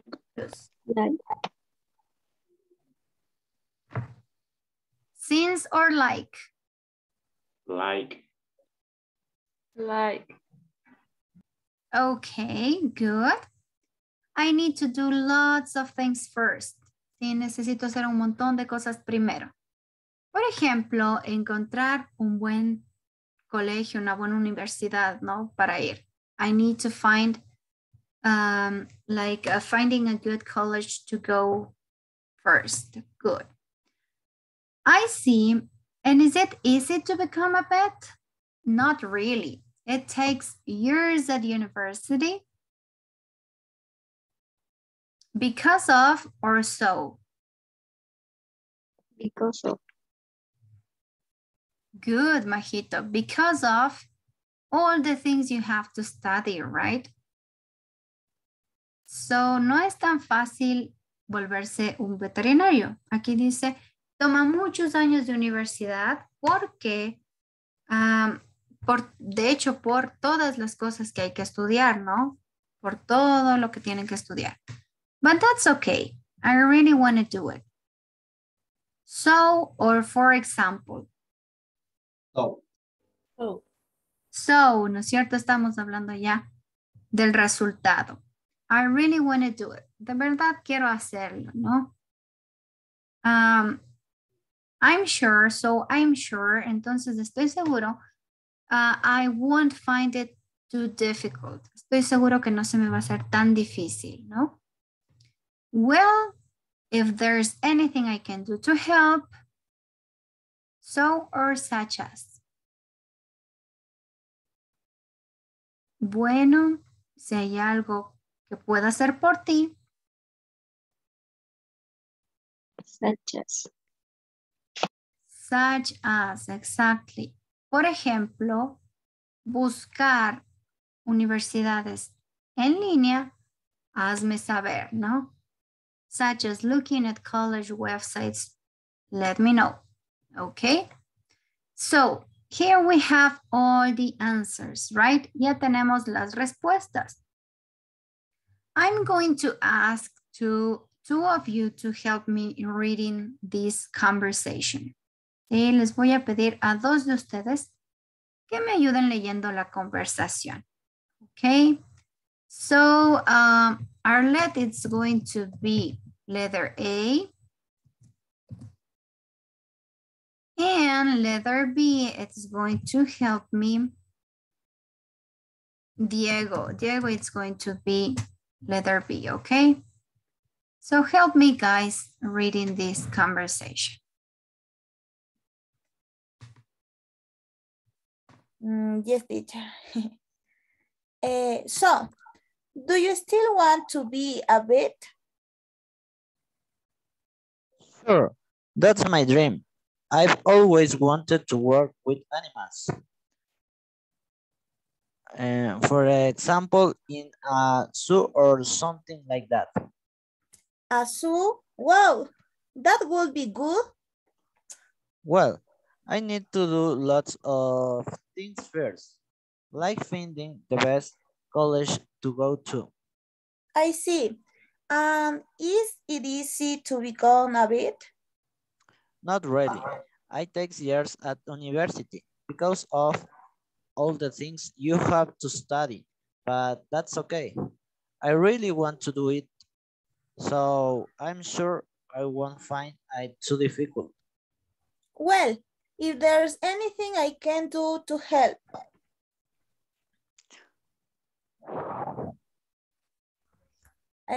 Such as looking at collage websites, let me know. Sorry. Exactly. Thank you, guys. Thank you so much. So here we have a very short conversation with these phrases, right? You are using, for example, you're using like, because of, so, and such as. So we're giving reasons, we're showing results, and we're giving examples. Sí, en esta conversación tan cortita, encontramos los tres. Estábamos dando, how do we say that? Giving reasons. Estábamos dando explicaciones, ¿no? With this because of. Estaban dando resultados with so. Y estaban dando ejemplos con el uso de, for example, like y such as. So keep in mind this exercise, guys, so you can also do something similar when you have to make the conversation, okay? Keep in mind the words. Let's see, what do we have next? Thank you, guys, for your participation. Let's see, what do we have next? Look at this. Here is the result of the pictures that Becky was taking. So tell me, guys, which photo do you think is the best for her website? ¿Cuál de las tres fotos será la mejor para su página web? I think that the best photo for website is the picture B because we can see the face. Exactly. We can see her face, right? And we can also see that she is holding some roses on her hand. So yes, that could be a good idea. So this probably is going to be the best picture of her for her website, right? Let's see what happens next, okay? Answer these questions, guys. What is Rachel looking at the computer?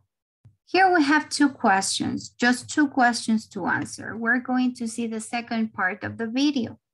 Vamos a ver la segunda parte del video. Pero antes de ver la parte número 2, vamos a conocer las preguntas que ustedes me van a ayudar respondiendo. Okay? So pay attention to these questions. What is Rachel looking at the computer? ¿Sí? ¿Qué está buscando en la computadora? Y mucho ojo a esa parte. And do they choose a photo for Rachel's website in the end? ¿Sí? Pongan atención al video y me van a decir si al final eligen o no eligen una foto para la página web, ¿ok? So pay attention to the next part of the video, guys. Let me share with you the screen. Let me do it bigger. Can you see the video, guys?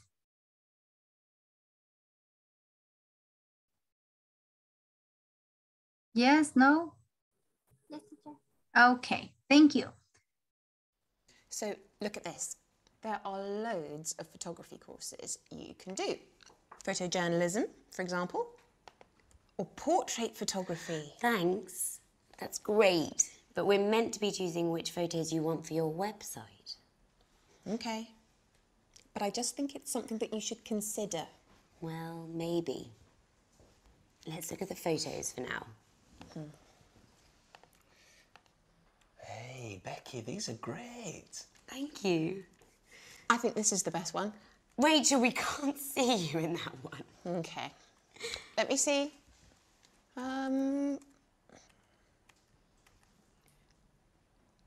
I think this one.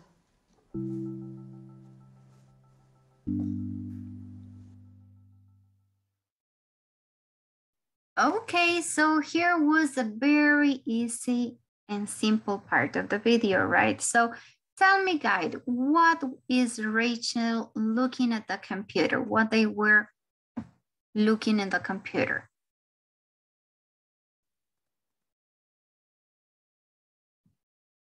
She's looking for the photography. Okay. We can say that maybe Rachel is looking up for some photographies, yes, but something else was before the photographies.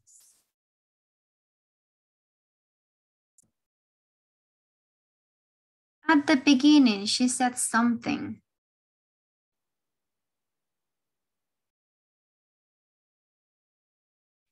Al inicio, Becky estaba como dándole ideas sorry, Rachel le estaba dando ideas a Becky de qué. The photography courses. Exactly, Pedrito. Thank you. They were talking about some photography courses, right? And at the end, guys, did they choose or they didn't choose a photo? What do you think? Yes, I do. Yes. Yes, she did. Exactly. Yes, she did. Yes, she finally chose a picture for her website.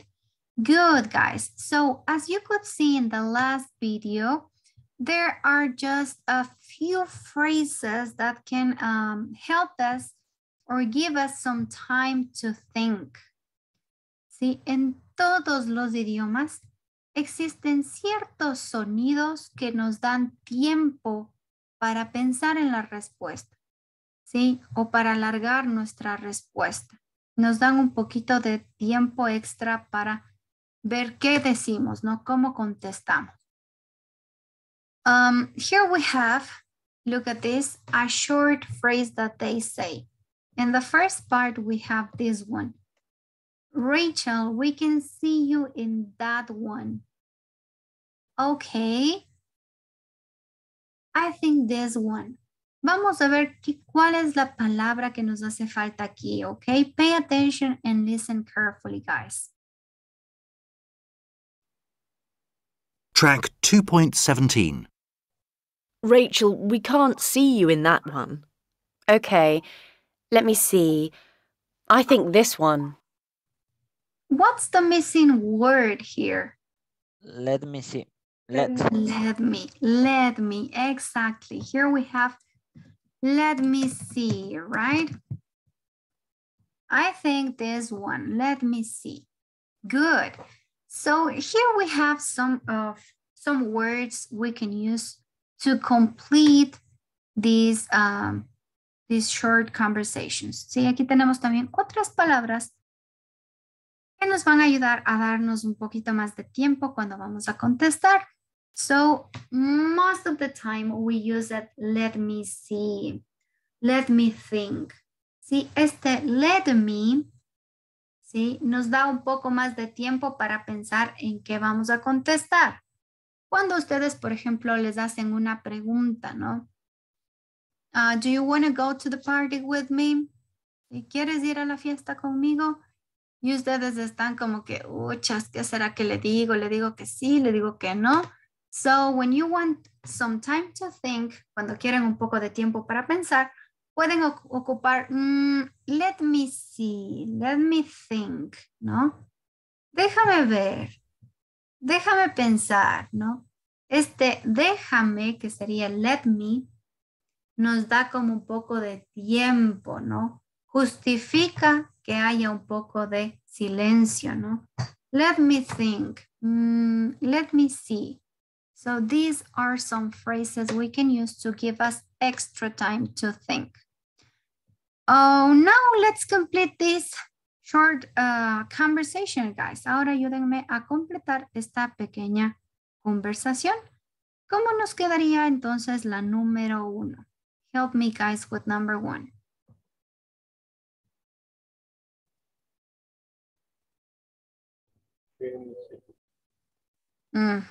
Exactly, right? When did you met Frankie? ¿Cuándo conociste a Frankie? Let me see. Right? Déjame ver. Creo que fue en el 2004, ¿no? I think it was in 2004. Good. Let's move to number 2 then. Vamos a la número 2. This thermometer was always, this thermometer says it's 21 degrees in here. Sí, este termómetro dice que está a 21 grados aquí. I'm not Sure. I am not sure, right? I think it's wrong. Sí, no estoy seguro. Sí, ese cuando ustedes dicen no estoy seguro, I'm not sure. También les da como que una pausita pequeña para poder decir por qué, ¿no? I think it's wrong. Creo que está mal. Maybe it's broken. Está dañado, ¿no? Let's move to number 3. Here we have, how old were you when you decided to work with animals? ¿Qué edad tenías cuando decidiste trabajar con animales? That's a good question. Perfect. That's a good question, right? So, that's a good question. Esa es una buena pregunta. That's a good question. I was about 15 years old, I think. Sí, creo que tenía 15 años. So it gave us some seconds to think. Nos da unos segunditos para pensar, ¿no es cierto? Ay, es una buena pregunta. Creo que, no, I think.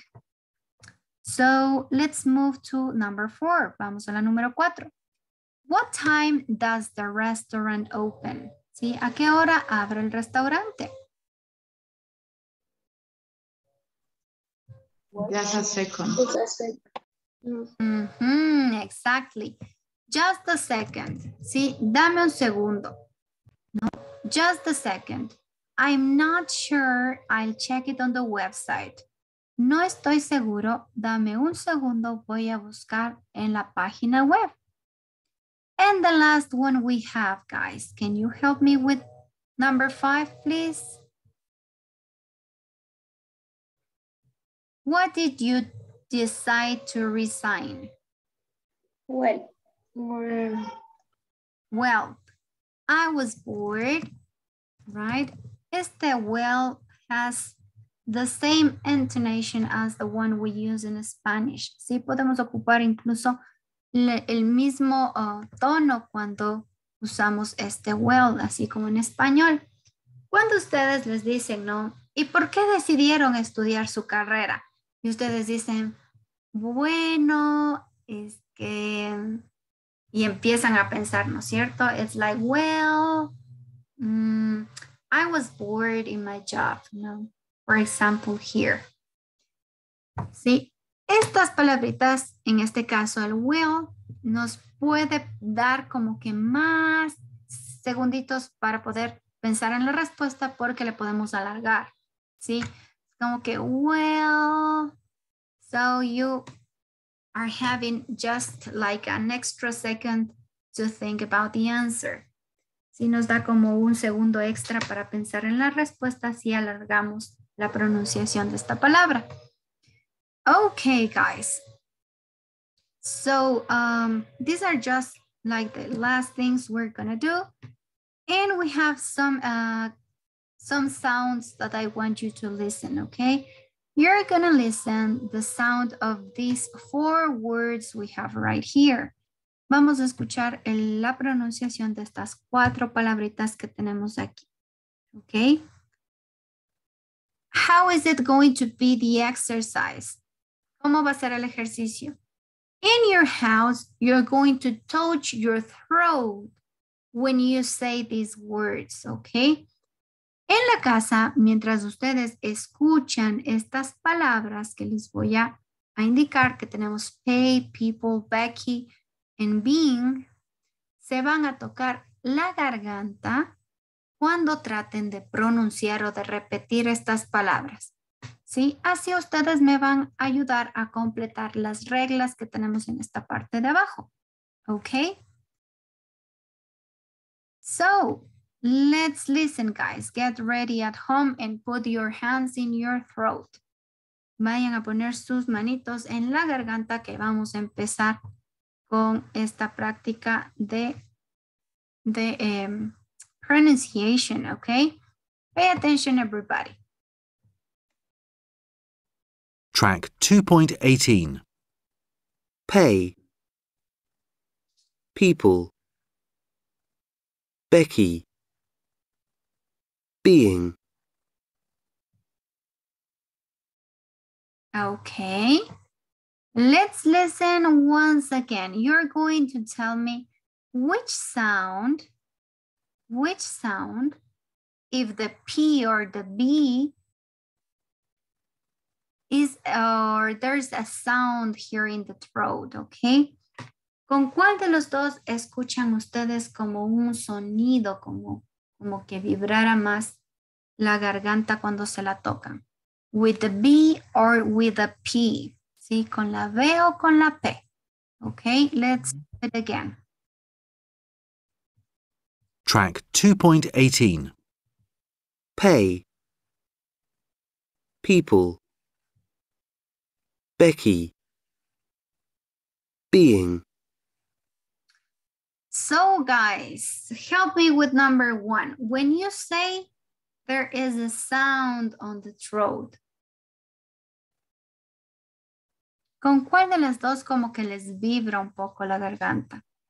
Letter P.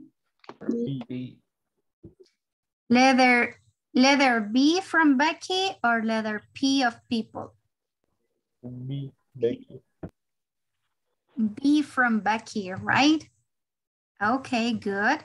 So when there's no sound or when there's no like this vibration on the throat, it's going to be the use of the consonant P, okay?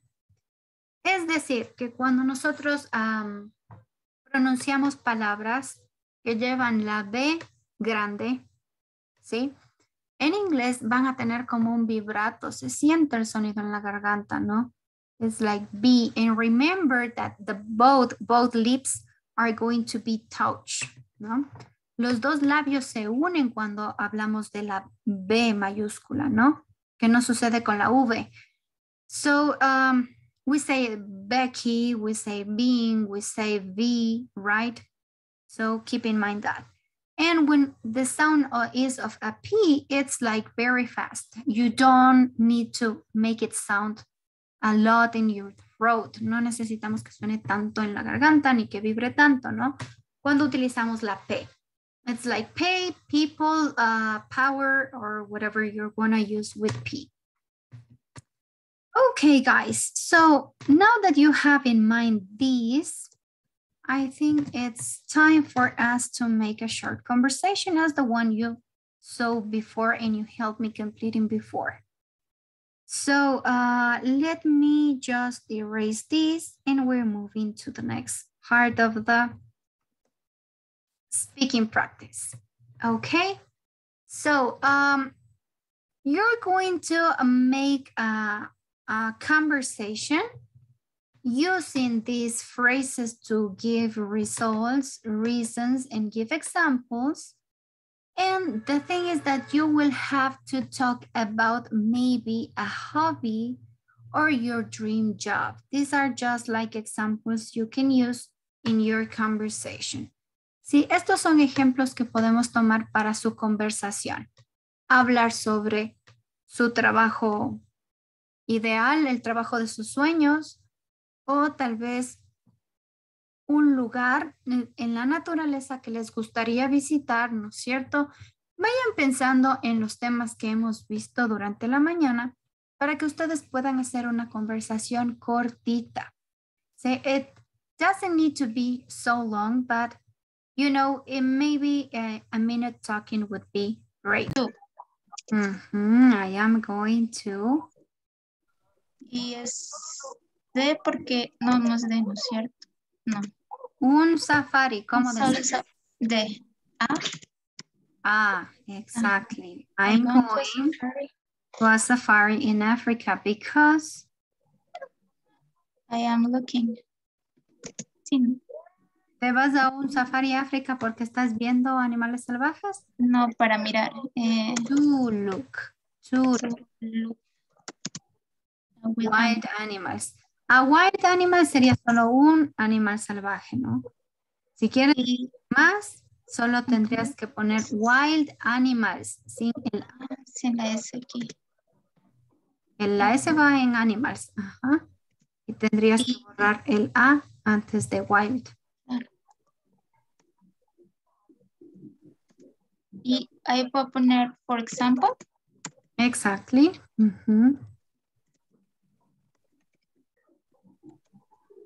For example.